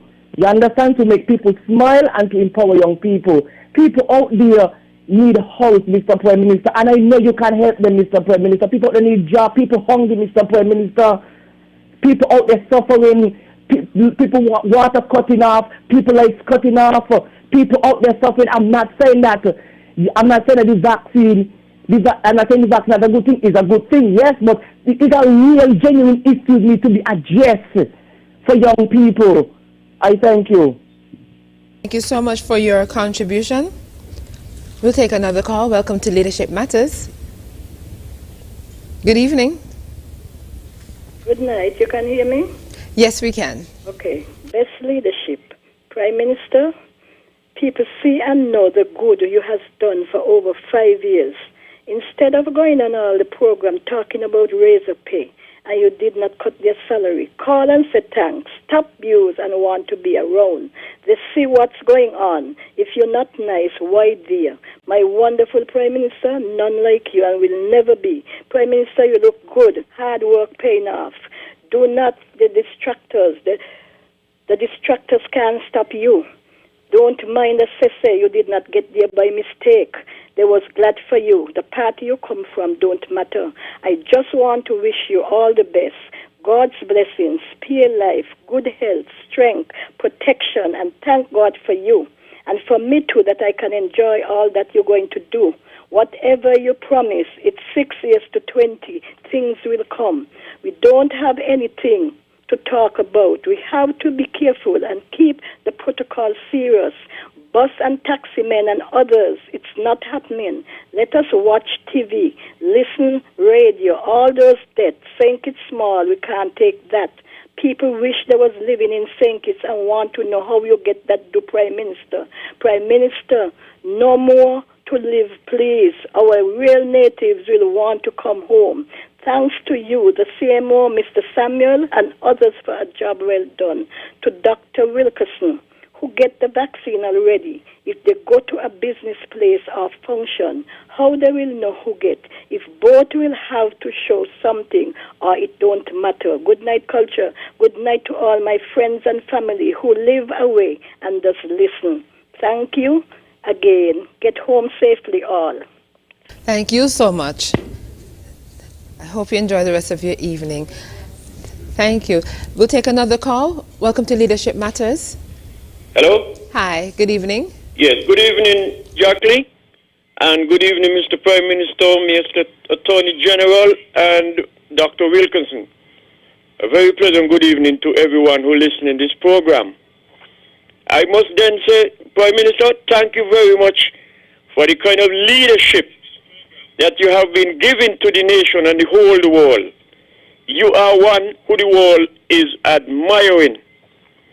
I must let the world know that I went to Tabernacle, my neighbor, on Friday, and I take my choke. So I'm vaccinated, covered. Thank God for the work that you have done in Tabernacle with the clinic, the health center. And I have to big up the people who work there. They are very customer service oriented people. And they are very polite and professional. So kudos to them again. And Mr. Prime Minister, thank you for such a young hospital in Tabernacle. Now, Mr. Attorney General, when someone accuses another of something that they have no fact, can they be taken to justice, to the court? Well, reason for that question, the former leader of the Federation of St. Kitts Nevis, he said the government is hiding information from the nation because he was told, I think I said it sometime, but this is something very serious. He was told by some doctors that there are people who died in St. Kitts from the COVID, and the government is hiding that information. The good book said, the words of your tongue is more powerful than any automatic hydrogen bomb in the world. That is the most destructive weapon. So my question to you, Mr. AG, what can be done to somebody who accuses another of something that they have no fact? And the other thing again, Mr. Prime Minister, as the Minister of National Security, I know that your heart is with the country and the people. Lives matter before money. And if you now have that kind of concern for our lives, our little 3.8 population, we would already be spent and everybody would have dead gone. So thank you for that. And there are those who are trying their best to mash up this nation with their tongue by spreading all kind of propaganda about the country. But while me, culture are alive, it ain't gonna work. It's not gonna work because we who are on the side of righteousness, we are more than those who are on the side of destruction. And I will talk and talk until I go down in the earth. So you are doing well, and I'm backing it up. Now, there were some people who break the protocol, and we all know it, in Nevis, and they came out and they deliberately did what they did because they know better. And we want to know what is the penalty for them after they've been to the court. And according to what the penalty is, Mr. Attorney General, I would like you when you go in the house to step up whatever the penalty is on anybody breach the protocol of this COVID. Because, Mr. COVID, when he hit you and he say go down, no coming back in that. And life is more important than any kind of money in the world. And there are some people who are breaking the law every day on the government road. Breaking the law, and I don't hush until something is being done about that. The Prime Minister addressed that last week. For those who have no respect for other people must have a peaceful rest in the place where they reside. And nothing has been done about it. We've been talking for years and months, and it seems like it's going on deaf ears. And we know that there are people who are supposed to enforce and uphold the law. They are ignoring these things. Thanks very much for listening. Good night. Good night, and thank you so much for your contribution to the program. We're going to pause now to respond to some of these questions, and then we'll go back to the phone lines. And I believe we can start with the first question, which has asked if either Dr. Drew or Dr. Douglas have taken the vaccine, and if you think they can do more to educate people about the vaccine and encourage them to get vaccinated. Well, I'll tell you what I know. I know that the science has proven that the vaccines are safe, that they are effective, and that they save lives. And I also mentioned that more than 90% of the doctors have stepped forward and taken the vaccine, and I'm pretty certain that the others who haven't, they will be coming forward. On what percentage the two persons you asked me about fall, whether they fall in the 90% or the 10% who haven't done it as yet, I cannot say. What was the other question? And whether or not they can do more? I believe that we can all do more. One of the things that I said is that one doesn't need a formal invitation to be part of the all of society approach. And I believe that anyone who has a platform, anyone who has a mic, this is a time when we need to be pulling together as a country and making sure that the vaccine information and making sure that persons understand that vaccines save lives, that becomes issue number one. And so between now and when we get to herd immunity, if you see me on any TV program, at any speaking platform, that is the only thing that I'll be speaking about. And I encourage anyone who is in the health field who has information to disseminate that they need to do that also, so we can get to herd immunity and get back to some sense of normalcy. Having said that, can anyone attend the Atlas session? I think so. I mean, at these sessions, there's usually some social distancing in place. And if, for example, you would have attended the Old Road session or the St. Paul session, and you were educated about the vaccine and you got your vaccine, then you can save the space for someone who hasn't heard the message, but it's open to everyone. And we, in fact, encourage all persons who are interested to come, wear your mask, observe the COVID-19 protocols. Those are important. What I can say is that the Atlas Community Center is one of the largest and most modern. We do have space in the hall and outside the hall. There is an open area. The intention will be to have some tents outside, and that, of course, will provide other opportunities for persons. But we are encouraging particularly persons from the community, but there is no bar. In fact, I have had one or two persons who have called and said they are going to come, they want to be vaccinated, and we want to encourage as many persons who can come, if only for the vaccination part, do come and take your vaccine as quickly as possible. Time is of essence, and one should not delay because lives and livelihoods are in fact at stake. I want to go back to the question if more can be done. More certainly can be done by all of us in reaching out, in encouraging our family members, our circle of friends, those at our workplace to go quickly and get the vaccines. The vaccines are free, but they come at a huge cost. It is free to the recipient, but it comes at a heavy cost to the country. Indeed, I repeated that the last time we had that special shipment, well, that special donation from India, which came by chartered plane, it cost us, for the currency union, 700,000 EC dollars approximately, US $250,000. That is significant. And the vaccines are going at about what? Depending on the type, between 3 US, I gather, and 10. 4 to 30 US. 4 to 30 US, depending on 30 US. So this is a heavy cost, and it is free, and it can make a difference to your quality of life. And that is why we are urging everyone to get on board as quickly as possible. And I want, on that note, just to commend persons who are doing their little bit. And one test how effective and how much more we can do perhaps will be, have we gotten 70% of our family members vaccinated? Have we encouraged at least 70% of the persons at our workplace to be vaccinated? That would be a good guide, because that is the national target. And if from our own little corner, if we will, we can get 70% of our circle of friends and family members there, you would have done perhaps the best you can in the circumstances.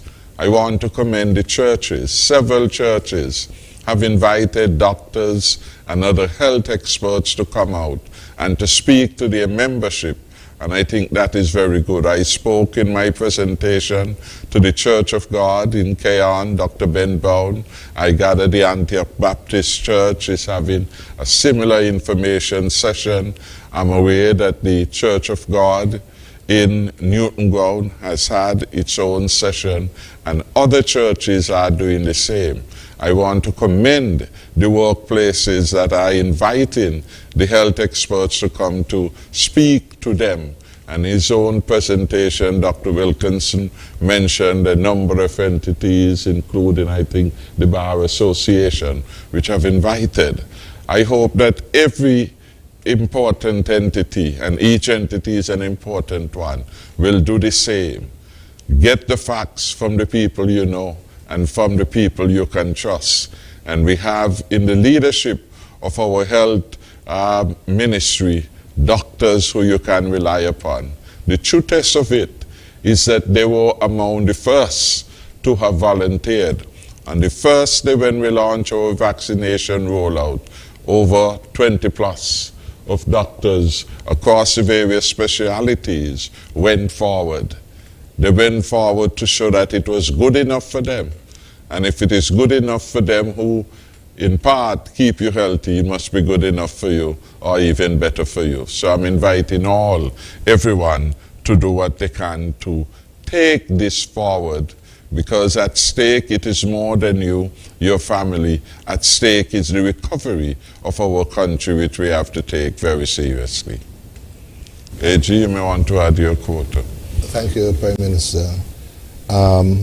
I wanted to respond to Bucky, who raised the question about the role of the opposition leaders, and to say that today at the National COVID Task Force meeting, we had hoped that the leader of the opposition, Dr. Douglas, would have attended with his team that had been invited, and unfortunately they were unable to come today.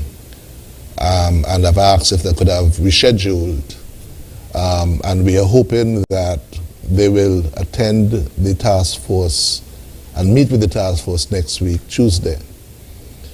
it's important to understand that when we speak about population immunity, herd immunity, the numbers from the last census would be instructive, because at the last census, we had a population of 47,195 individuals.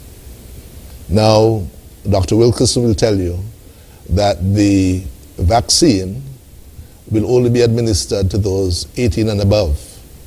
And we have identified the population 18 and above to be about 33,000 to 34,000 individuals, which means that when we want to reach herd immunity, we have to vaccinate 33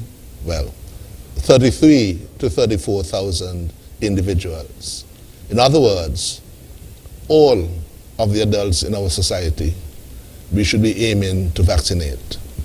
And so when the Prime Minister speaks about all of society, when Dr. Wilkinson speaks of all of society, we have to have everyone on board. And so we are hoping next week, Tuesday, at the National COVID Task Force, that we involve those who have leadership positions in the opposition to come and to share their views with us, and for them to hear the medical fraternity, and we can exchange. Because all of us in St. Kitts and Nevis are in this together. COVID, if it was to come to St. Kitts and to have clusters and to get community spread, is not going to pick out anybody who is Labour or Unity in our PSCCM. It will not pick out an individual. We are all in this thing together, so if one person gets it, anyone can. And it is to protect all of us, in our families, our neighbors. When you take that vaccine, you are not only protecting yourself, but also those around you. And so one would urge that regardless of any type of affiliation, whether it be religious, political, or otherwise, that all of us, all adults in St. Kitts and Nevis, must take this vaccine. And we will encourage you to do so, we'll urge you to do so, provide as much information to dispel some of the misinformation that is being spread. And it's very critical that regardless of your affiliation, we are all in this thing together. I think it's Queen E.G., our Calypso Queen said, I think, we're all in this thing together. And so it is for us to participate fully without any reservation. Speak to the date by which we are hoping to reach herd immunity. That was the second part of the caller who posed the question about the number that would have to be vaccinated. And is there a possibility in the administration's attempt to reach herd immunity that vaccination could be made mandatory? That's the last one, the second part of that question first. And I'll then ask Dr. Wilkinson to ask about the date when the health team has planned and see where they can get that. I would say that the government of St. Kitts and Nevis has said that we will not make it mandatory at this time. It has not been contemplated, primarily because we have done a very effective job to date of restraining the transmission of COVID-19 in our country. If it was, for instance, that the pandemic had swept through St. Kitts and many of us had contacted or contracted the virus, it clearly would be within the realm of our legislation through the Public Health Act to do so. But it also has questions and implications for our Constitution, questions of privacy and so forth. But at this point, the government has no intention of making it mandatory. It is for all of us, whether you be a family member, whether you be in the church, at your workplace, to encourage our neighbors, our fellow workers to take this vaccine. because it protects us and you as well. All of us must see it that it is important for us. Look, the vaccine would not necessarily stop you from contracting the COVID virus if it comes to St. Kitts. But the medical advices from Dr. Wilkinson and others, you will not get seriously ill. You will not impact the health system, and you will not die. That's what we have been told. So that if it does, it wards it off and keeps us safe. And that is what we must see and do, to keep our community safe, to keep each and every one of us safe. Yes. First part of the question to me, and I'm going to answer it in two parts. When you look at the news and what is happening in the United States and the United Kingdom, they are rolling forward with their vaccination programs. And for example, the President of the United States has said clearly that he plans to have the entire US population who can be vaccinated by June, July this year. Now, we have been preparing to welcome the world back because we can't stay closed down forever, and tourism is our major industry. And we need to make sure that we have reached herd immunity so that we can build back our tourism industry. The number of vaccines that we have and that we will get in the next few months, we should be able to reach herd immunity once everyone does the responsible thing by June, July also, or even before. And so persons have to understand the importance of this. Now, as more information comes to light, we have also realized too that by taking the AstraZeneca vaccine, you have a 67% chance of not getting sick. And so it is not everyone who gets the vaccine will get sick. So you can have persons who will not get sick and transmit the virus, or some persons who may have very mild disease and not know it. But what is known for sure is that it can significantly decrease your risk of having severe disease and from dying. And so with the vaccines we have available, they are no good if they're in a refrigerator, and that's why we're asking everyone to step forward and take the vaccine that we know is safe and effective and can save lives. If we could just quickly answer the remaining questions so we can go back to the phone lines. There was a question about whether or not security was at the establishments where the breaches took place, and if there will be any sort of penalties for the security personnel. Yes, there was security. In our discussions today, in reviewing what occurred, it was felt that there was not adequate security, and we have to let everyone know that when we identify an establishment to be able to take visitors, we normally think about 3 different categories of visitors at this point in our establishments. You have what is called, of course, the quarantine site, and some hotels do quarantine. That is that you are restricted to your room in the hotel, and you can have supplies delivered to your door. You're not allowed to walk around. You can have vacation in place that allows you to, as I mentioned earlier, stay in the hotel and participate in some restricted services at the hotel, go to breakfast or dinner and that type of thing. Maybe if you're close to the beach, if that's restricted. But there's also the question of where locals can maybe go to hotel establishments, and we call that staycation. That is not one that is affected by the COVID issue. When there is a question of vacation in place or quarantine, the establishment must have a certain security detail. And these are reviewed by compliance officers from the task force, the security armed forces, whether it is the commissioner, senior police officers. These visit these establishments to ensure that security is in place.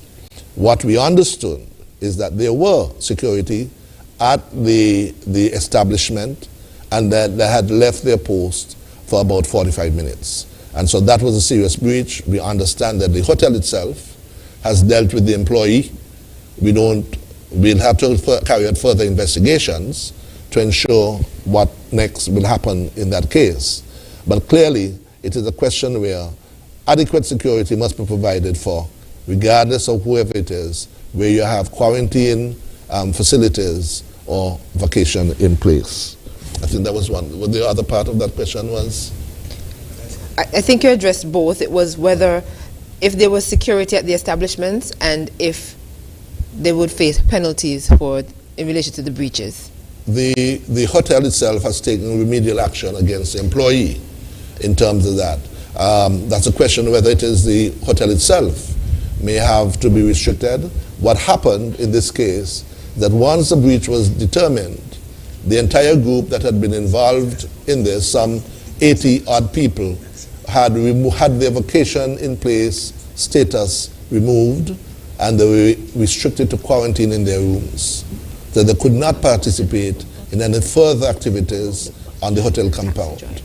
This has happened in another establishment where we have had to suspend vacation in place for 30 days until they would show a new plan that showed more strict and rigorous security protocols. So it is something that is constantly monitored by our compliance officers and by the task force, by security forces. And we insist and we intend to ensure that our people are kept safe. Keeping our citizens safe is our number one priority. And to date, we believe that we have done a very good job of doing so. So this year, for us, is something that we take in a very serious manner, and will ensure that this does not happen further. It's important to point out that there are different layers of security, and the hotel facilities oblige to have adequate security to police the number of guests that are on compound. And that, by and large, that requires that private security be hired to do that. The government, of course, through its quarantine officers and its police, attempt to provide some measure of additional support to that process. And so it really requires a commitment by all to do the very best that they can, and a commitment by the guests to take seriously the COVID-19 pandemic. And therefore, the hotel again has to have a response. When there are breaches, the government response is quite clear, and indeed those who fail to comply with the law will face the consequences in the law courts. What we're going to do now is go back to the phone lines and take any remaining calls that we have, and I'll add the questions to the ones we got previously, and we'll try to address those and then go to the WhatsApp messages. So we'll go back to the phone lines if we have any additional calls. Welcome to Leadership Matters. Hello. Hello, good evening. Yes, good night. Good night to you, Ms. Bryant. Good night to Prime Minister, to Attorney General and Chief of Staff, Mr. Cameron Wilkinson. Just now I heard the Attorney General said something that's quite right. There's not enough adequate security, and I am calling about a concern in reference of that. I'm a taxi and tour operator who are certified, have the given seal to put on our windscreen to travel to show that we are who the chosen few who are certified. However, when we leave the airport, going to the journey down to the Southeast Peninsula in Cockleshell, with the jetty, that's where the taxi park dock to pick up their passengers, our guests, to move us to the quarantine.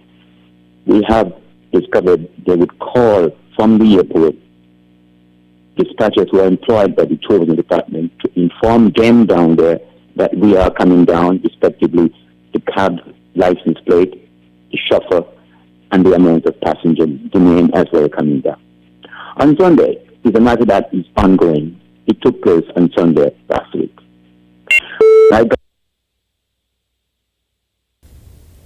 Hello? Caller, are you there? Yeah, I'm here. Hello? Hey, good night. This is Alva Pemberton. I just want to take this opportunity again to congratulate the Prime Minister and his team and the panel for all the magnanimous job they are doing. But I have a simple question tonight.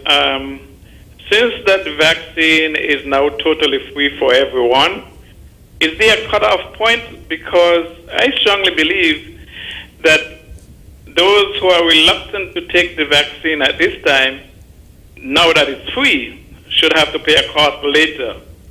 That's my question. Okay, thank you so much for your contribution to the program. And just to say, it appears as though we lost the previous caller. That call ended abruptly, unfortunately, and we weren't able to get the complete understanding of what he was trying to say, as he didn't get to finish. Do we have any additional calls? If we have any additional calls?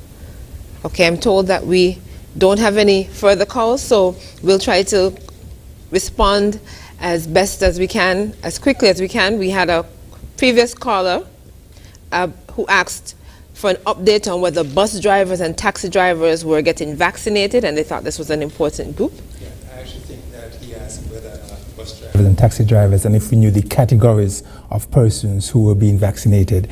And the answer is yes, because we've been targeting certain categories. So for example, we have looked at the doctors, the police, the nurses, the frontline workers. We have looked at those who work in the tourism industry. We are moving our vaccination program into the prisons. We have identified the schools. And so we have different categories that we're looking at. And yes, we'll be targeting the bus drivers and taxi drivers also. And so whatever category of worker you are, we will be bringing the education program to you. Now, somebody had also asked what COVID-19 stands for, and COVID-19 stands for coronavirus disease, because the virus that causes COVID-19 is a coronavirus, a virus that shapes like a crown. And 19 has to do with the year that it was discovered, 2019.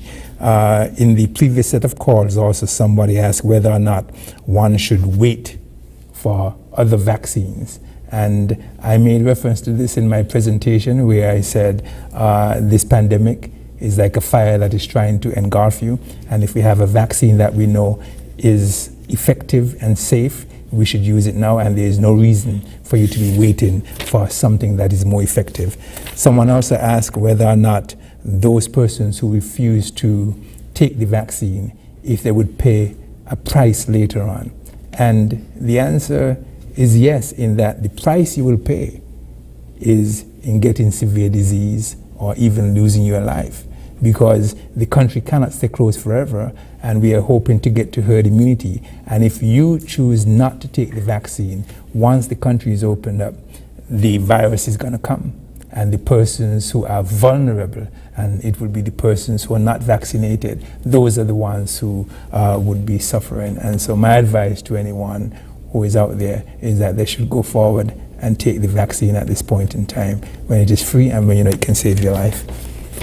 Mr. Attorney General, someone also. Just quickly add, sure. In relation to the taxis and the bus drivers, we are hoping that being at the front line, they, along with the police officers, the nurses, would see self-interest in going very quickly to get vaccinated. It would be highly irresponsible, in my view, for any member of the front line to take a decision not to get vaccinated.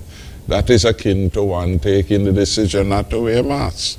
They're equally important as this situation evolves, and I would want to urge them all. We have extended an invitation to the president of the East Bus operators, East Bus Terminal, those who operate there, to attend the town hall on Thursday and to bring along some of his membership.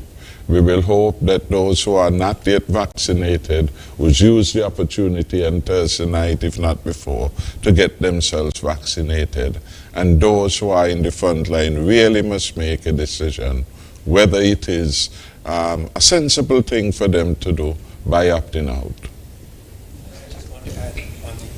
I was at a session today where a gentleman of UK extract was getting vaccinated, and he made a comment saying that he was shocked when he went to the Newtown Health Center how many non-nationals were there taking the vaccine. And yes, once you're a resident on the island, the vaccine is free, but we need to make sure that the local persons step forward and take the vaccine also.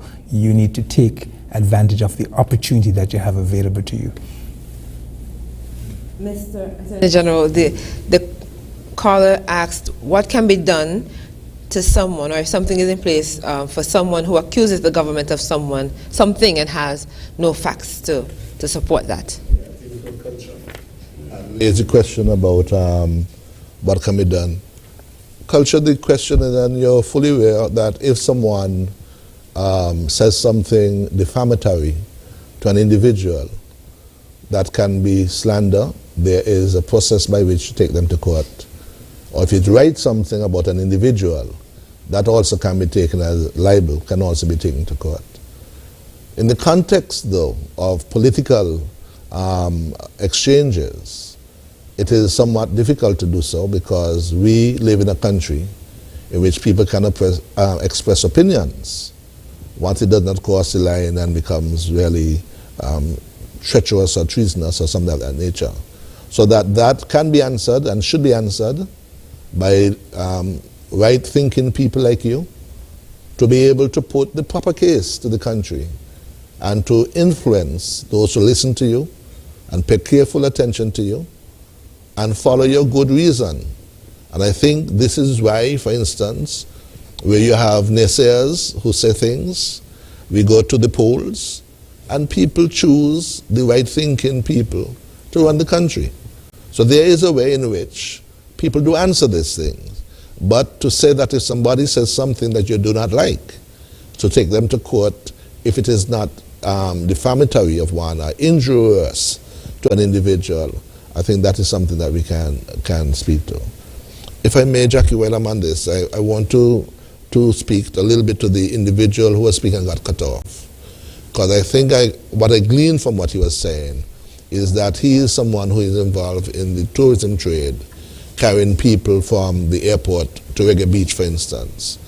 And it's important for all of us to understand that there is a very rigorous regime that has been put in place, mandated by the Prime Minister and the Cabinet, to make sure that anyone who lands here is, one, ushered into a form of quarantine or to protect all the citizens of our country.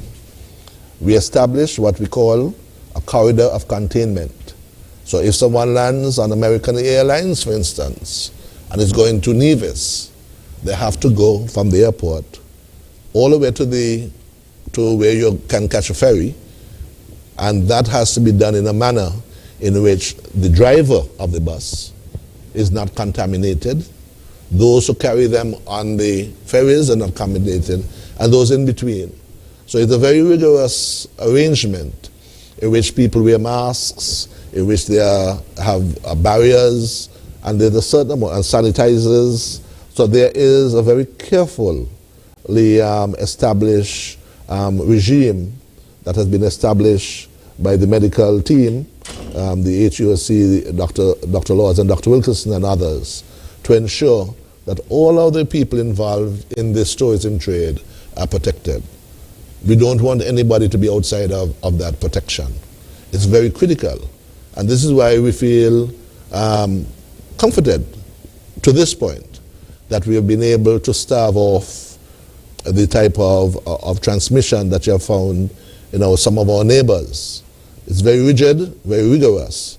And I must commend all of those who work in the bus drivers and so forth in the taxi and the tourism field who have been adhering to that.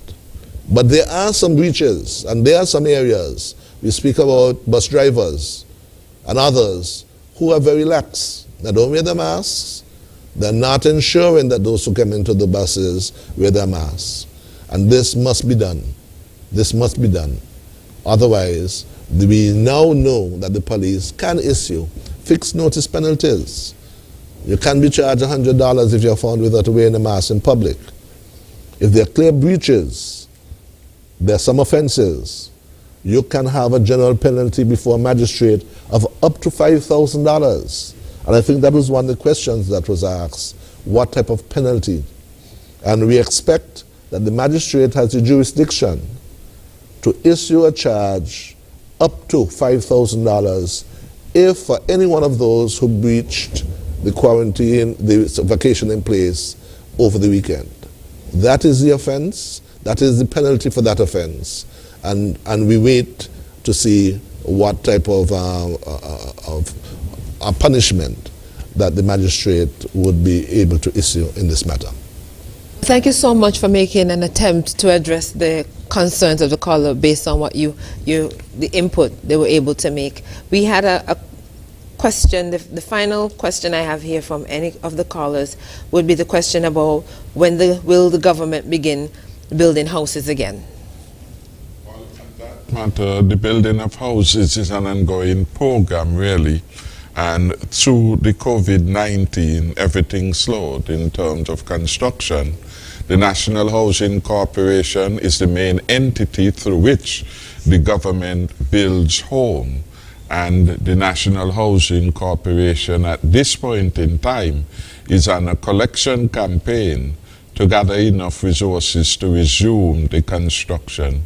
We want those who are beneficiaries of our housing program to really remember and consider their obligation to pay their monthly installments as they are due.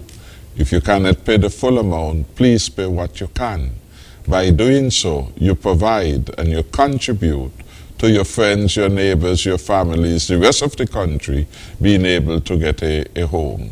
So we encourage people to be highly responsible and to ensure that their mortgage does not suffer in the amount, the many things that they may have to do, paying for where you spend your night, you spend your days, that becomes a critical matter.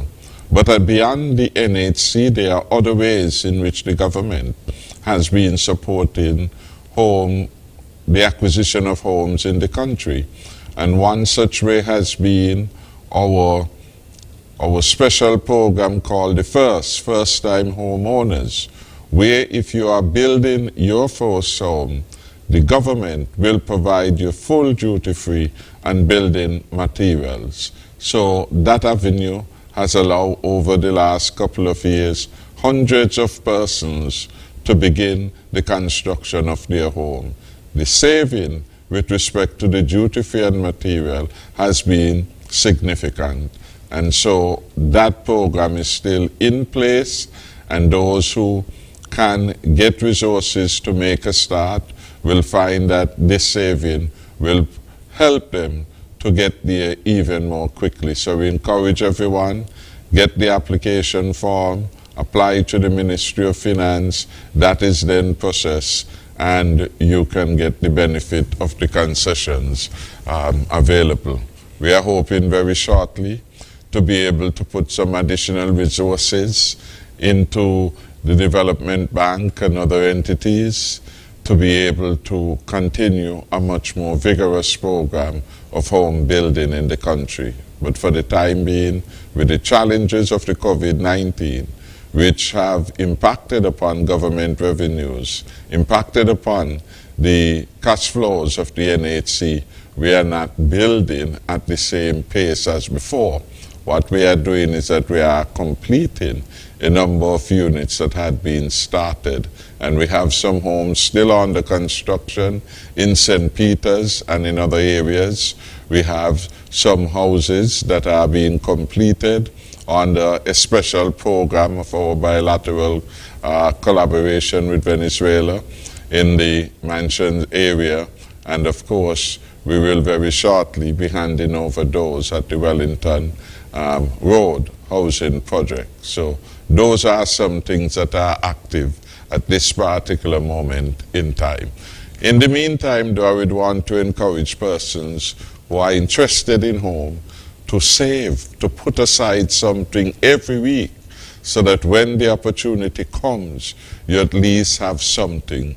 Whether it works out to be the insurance costs or it works out to be the initial deposit, if you are serious about home ownership, do not be passive about it, do something proactive, and begin to set aside some monies for when that particular opportunity arises. At this point, we're going to take a quick break, and when we return, we'll go to the WhatsApp messages and we'll have closing remarks by our panelists. Stay tuned.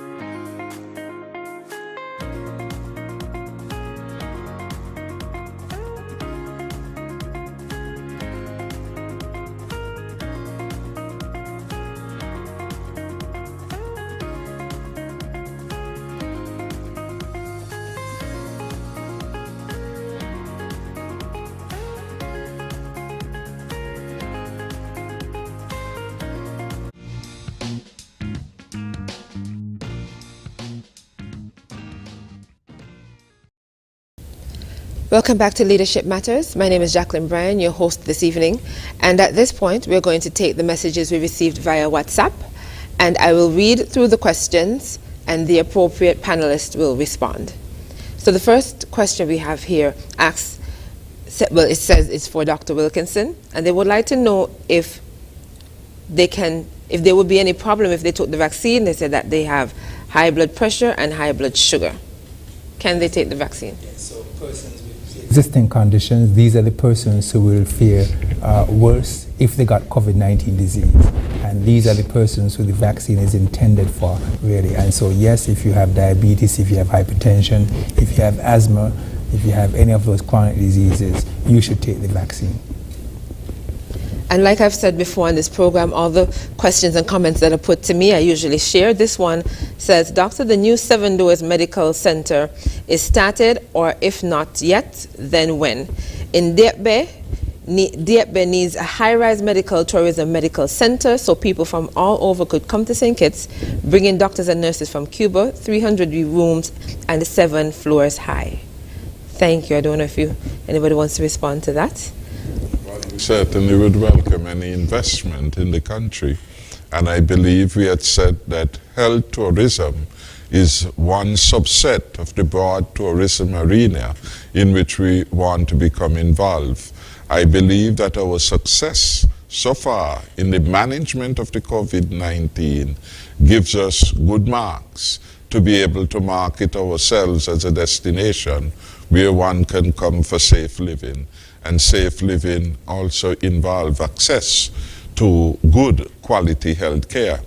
I want to indicate that already at one of our hotel facilities, we have a new health offerings being happening at that facility. It's basically being targeted eventually to guests, sports personalities, movie stars and the likes. Basically, we want to bring persons into St. Kitts and Nevis to have their health care be taken care of. And that again will create another spin-off area, niche in tourism, which we are looking at.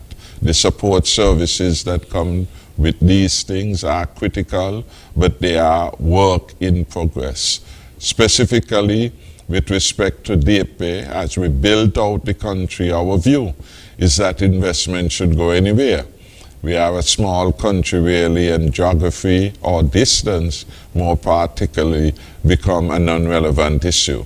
So if someone wants to invest significantly in Diepbe, we are all for that, and we will give it equal support, because we are for the diversification of opportunities across St. Kitts and Nevis. Ask, can the Honorable Minister Brantley give some info on COVID rollout in Nevis? Minister Brantley is not with us this evening. Can anyone provide an update on the rollout in Nevis and how that's been going? Yes, okay. Well, the rollout in St. Kitts and Nevis, they have been going parallel. And to date, we have 4,985 persons who are vaccinated in St. Kitts, and in Nevis, 1,918. And I think roughly the ratio is like 2 to 1. There's a dashboard that is released every day. And so you can go online and you can see the dashboard, because it gives the breakdown, St. Kitts and Nevis, and then the total. So when we spoke about the 6,903, we were talking about the collective figures for St. Kitts and Nevis. The next question asks, if the Four Seasons guests involved in the breach this weekend were negative, why must persons quarantine? A local beach bar staff was told to quarantine, but lots of patrons were there and mingling. Is there a public concern? It's important for the public to know that a negative COVID test is as good as the time when it was taken. And when we say persons coming into the Federation have to have a negative COVID test within 72 hours, it's for risk reduction, but that person can still get on the plane and become infected from someone else on the plane, or a few days after they had the negative test. And that is why we also insist on the extra level of protection, which is the 14-day quarantine after you got here. And so if you broke quarantine and went out and mingled with other persons, you're putting those persons at risk. And that is why the the other patrons at the bar who were mingling with the persons who broke quarantine, they had to be contained, they had to be put in quarantine, and hopefully the guests who breached quarantine, they will test negative, and the persons who were in contact with them would test negative. But of course, if there is any positivity there, then we have the risk of increased transmission. Will the Moderna and Pfizer vaccines also be available in St. Kitts and Nevis? First of all, we have to use what we have, okay? And right now we have the AstraZeneca vaccine. We are working on other avenues to get more vaccines available, but I said again in my presentation, if the house is on fire, use the fire extinguisher that you have.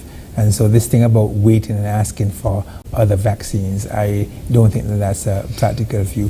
The other thing is the Moderna and Pfizer vaccine, they require ultra cold storage, and those refrigerators cost about 150 to 200,000 US dollars. If we were to have those vaccines in the 17 health centers that we have, we would have to invest in ultra cold freezers for the 17 health centers, and that's not a practical, economical way of dealing with it when we have a vaccine that is safe and effective, and we can reach 100% effectivity by having everybody taking the vaccine.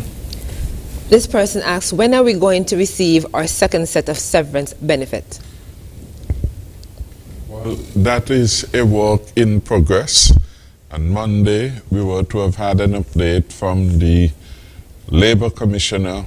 That has been postponed for this Monday, but as far as information that has been coming in, the Labor Department is working hard to get these processed. We are dealing with a significant number of persons who have been made jobless as a result of COVID-19, and so the process takes time. Never before have we had to deal with that magnitude of persons being put, as it were, on the dole in such a short window. And so it's ongoing work. We will look specifically when the Cabinet meets with the team on Monday and ways in which we can expedite this, because we really do want persons to get their monies as quickly as possible.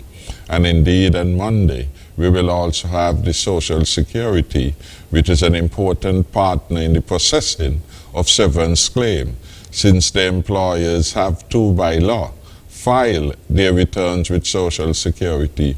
Then the Social Security data becomes critical for verification of the information submitted by employee and employer alike. And so the critical partners, we will be there. We will have the Accountant General, and his department is responsible for the issuing of checks. So we will have on Monday all the critical partners involved in the processing of claims for severance, and at the end of it, we will be able to make an official statement as to where we are at, and of course how we are going to expedite not only second check but first checks for those who have not yet had. We want to make the point which we have made over and over too, that these payments are only made possible because the federal government has invested significantly to ease the burden which the unemployed is faced with at this particular moment in time. We inherited a severance fund which was not properly capitalized, and we have sought the expert advice of those who know about these things, the actuaries, to assist us in determining a funding formula that will avoid the fund getting into the red.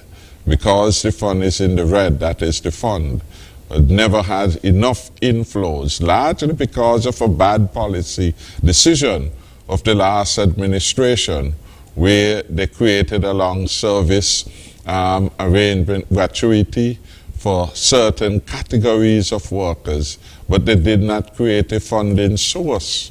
And so the severance fund deals now with genuine severance claim and applications to it coming from those who want to benefit from the long service gratuity arrangement.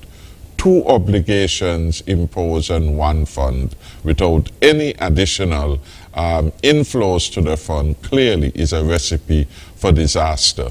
My government has already, between last year and this year, committed over $28 million for severance payment. It is substantial. And of course, it's the burden that the government is prepared to carry in the interest of social justice. But we have to get this thing right. And of course, we have to appreciate that at one point Social Security was paying up to 8,000 people. So it is a significant number, and that by its nature would create some delay. But we are doing all in our power, and we shall continue to heed advice and suggestions as to how we can expedite. Lastly, one of the challenges that has been recounted is that several employers have not paid their Social Security. And so the Social Security cannot verify that the employee had work, or if they had work in any event, the Social Security, having not received the contribution, could not certify the particular claim. And it is difficulties like these that are creating an extended period of concern for employees. I want therefore to encourage every employer to be responsible. You deduct the employee's contribution. Please pay it over immediately or soonest thereafter, because we can avoid some of the difficulties that employees are now experiencing. This question asks, if and when herd immunity is achieved, what will be the process in regards to quarantine? Will the number of quarantine days be reduced? And will quarantine be lifted permanently? The whole purpose of getting towards herd immunity is for us to get back to some sense of normalcy, and discussions are ongoing as to the changes that will occur. We cannot discuss that right now. As I said, they are ongoing and you'll be updated, but we can't put the cat before the horse. And so it's important for us to move towards herd immunity. It starts out in your home, in your church, in your school, at your workplace, and eventually we get there as a nation, and then you will see the changes. If I travel in the summer after having received both doses of the AstraZeneca vaccine, would I have to quarantine for 14 days when I return? This is assuming that we have achieved herd immunity by then. I am hopeful that this restriction will be relaxed for persons who are fully vaccinated. Again, I just answered the question, you understand, in that in time, and I'm sure pretty soon you'll be hearing the changes that will be occurring as it relates to quarantine, etc. Good evening. I think that Bucky touched on the issue of bus drivers getting vaccinated, and this is very relevant because of the risks involved.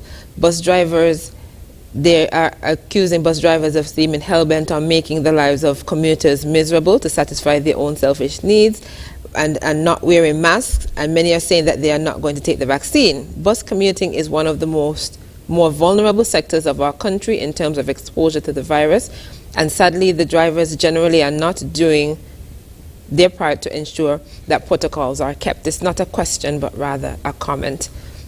This person poses several questions to the Prime Minister. They ask, good night to all. Can the Prime Minister indicate when the bill that speaks to the Prime Minister serving only 2 terms will be taken back to the Parliament and passed? Also, when will the integrity in public life be fully implemented with the submission of financial declarations to the Commission? Also, when can the Prime Minister provide an update on the Boundaries Committee work? Is there a draft?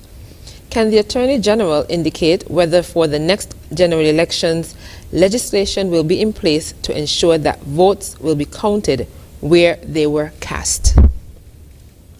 I want to thank the caller for these important questions that questions which form part of our good governance agenda, and we are committed to them.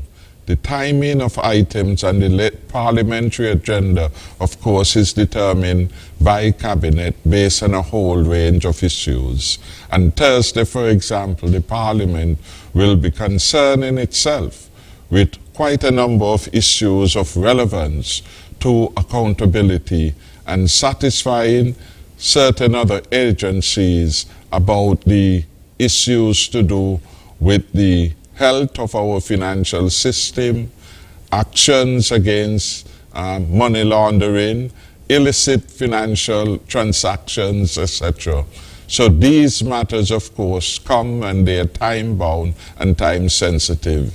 The question of the 2 terms, whenever passed, really will not affect the outcome, because once the law is passed, it takes effect, the law will take effect prospectively, and therefore there will be no loss of value once it is done, and we are committed to have this done in our first term. I will let the Attorney General deal with the matter of the IPL and the votes. In terms of the boundaries work, that work is ongoing. We last had a matter in the court. We are waiting on a court decision with respect to that. But what is important, early in the life of the 2nd term of the Team Unity administration, we put a Boundaries Committee in place. And the Boundaries Committee must work expeditiously to execute its mandate. The committee is chaired by Mr. James Buchanan, and it has 4 other members, 2 nominated by the Prime Minister. On the government side, the Honorable Sean Richards and the Honorable Akila Byron Nisbet, and 2 nominated by the Leader of the Opposition, the Leader of the Opposition himself, the Honorable Denzel Douglas, and the second party with him, AG, is Dr. Jeffrey Hanley. So the Boundaries Committee work is in the hands of the persons designated by the Constitution as being fit and proper to execute them. We, of course, have to treat with some circumspection the work of the committee, but it is in the national interest that this matter be concluded within a reasonable time. And we think this time, having put the committee in place so quickly, there should be adequate time for it to do its work. The Attorney General perhaps could add his own quota with respect to those. So the IPL, the Boundaries Committee vote and votes counted, I think, at the polling stations. I defer to the Attorney General. Thank you, Prime Minister. Yes, the integrity in public life has been activated. Recently, early in February, the Office of the Attorney General did meet with the Commission, which is headed by retired Judge Justice Paletta Lance, and has two other members, Mr. Knight and Freddie Knight and Mrs. Boddy, make up the Commission. There is also an executive officer in place in the person of Mr. Albert Edwards, Bertie Edwards. We met with them and we discussed at length a number of regulations and recommendations made by the Commission to strengthen the legislation. This has gone forward to Cabinet, which has asked for further clarification, and that is pending. We expect that within a couple of weeks from now that would have been completed, and that we in turn will go to the Parliament to be able to make one or two amendments to the existing law as well, and regulations to assist. We expect that sometime during the middle of this year that we would be able to establish a date for the making of declarations to the Commission. That's in terms of the IPL, but there's ongoing work that is going on, and we are working actively to ensure that this is done as quickly as possible. In terms of the boundaries, I think that the Prime Minister has clearly established that the Boundaries Commission has already been constituted, that they have had one or two meetings of their own, and they go forward. As well as we also await a judgment of the court in relation to the matter that had been raised as way back as 2015 and had been before the court all this time. It is now pending to hear from His Lordship as to the outcome of the current status of boundaries here in St. Kitts and Nevis. Finally, in terms of voting, counting whether there are a number of recommendations that have been made by the Electoral Commission, the Supervisor of Elections, and the Commission have proposed certain adjustments to help to enhance and strengthen the electoral process here. We would note that at the last elections, that those who came and observed, the CARICOM observers as well as the local observers, all felt that the elections that were had were free and fair and conducted properly. Nonetheless, we expect that these recommendations that have been put forward by the Commission will be deliberated and put before the Cabinet, as well as, if needs be, will go to the Parliament to ensure that we continue to have free and fair elections in our country and that democracy prevails. This government is one that believes in the whole concept of good governance. We believe in the administration of justice and the rule of law. And so far, we believe that we have done a good job in ensuring that our people live in a society, community that is free and fair. And so those would be my comments on that at this point. The persons to be vaccinated that will represent 70% herd immunity. I believe you answered that before, and you said about 33,000. So then the final question would be, good evening, should we be leaving these quarantine sites to the hotel security? The question is that once a hotel has applied to be certified either as a quarantine site or to have vacation in place, it is visited and there is a thorough audit and investigation done by the National COVID Task Force. This involves the tourism representatives on the task force, it involves compliance officers, and most importantly, the Commissioner of Police and his security, the police force, also goes and reviews this. There is the opportunity for the hotel to employ local security teams. This comes at a cost, And this here, it has to pass muster through the security personnel, the Commissioner of Police and his team, the compliance officers, all review this. And so this is a matter that has to go back clearly, in the case of the breaches in Nevis, have to be seriously reviewed to see where they fell down. But ultimately, it is a question that is dealt with by the Commissioner of Police and the security, as well as compliance officers and the National COVID Task Force. It is not left solely to the hotel, because the hotel has to meet certain benchmarks. These fall below, then that is a matter that will have to be taken up and dealt with accordingly. Thank you all so much for addressing the questions and the comments that we got. We continue to see participation in the program increase, and that means that you find it informative and educational and that there's value to the program. We are going to have closing remarks in reverse order of the opening remarks, which means Attorney General, you get to go first. So if you can just briefly give your closing remarks. Thank you very much, Jackie, and thank you for, as usual, doing an excellent job in hosting this program. I'd want to say to all of our citizens that the National COVID Task Force is committed to ensuring that there is a proper response to the COVID-19 pandemic that has struck our country. Each of the members of the task force, and I've deliberated on them, work diligently 24/7. They are invested in this task.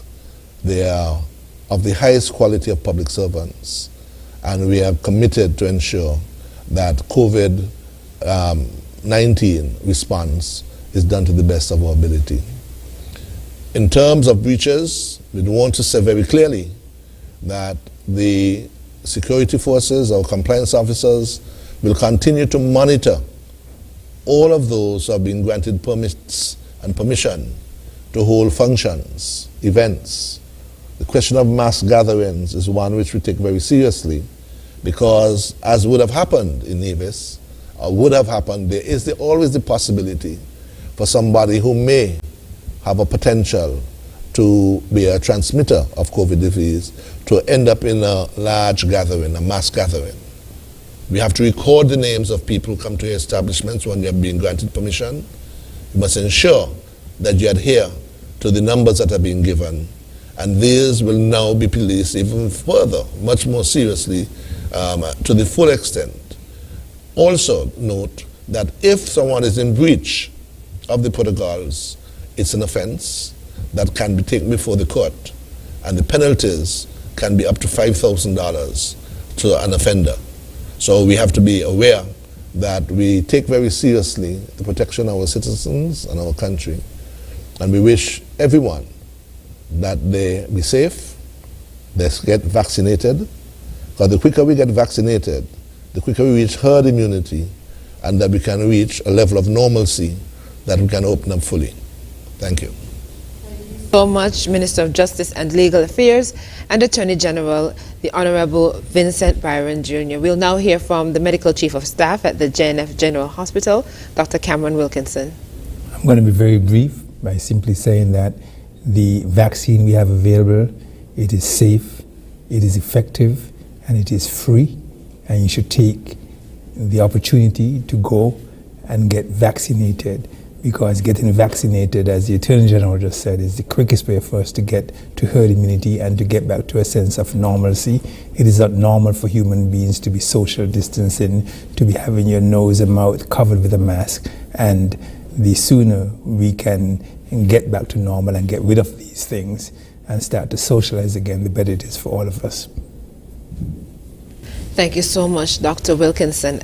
And finally, we'll hear from the host of the program, Prime Minister, the Honorable Dr. Timothy Harris, to make his closing remarks. Thank you very much, Jackie. I would want firstly to say a word of special thanks to all who have tuned in tonight to participate in this very informative educational program. I want to thank the callers, each caller, and those who also engage us via WhatsApp. You made a fantastic contribution by putting reasonable questions to the panelists, and I hope that we're satisfied by providing you candid responses to the questions posed. Every question is edifying because it gives us a peek into the mind of our citizens and residents, and it helps us to better understand your concern. So I want to thank you and encourage even more persons to participate directly through the engagement via the questions which they put.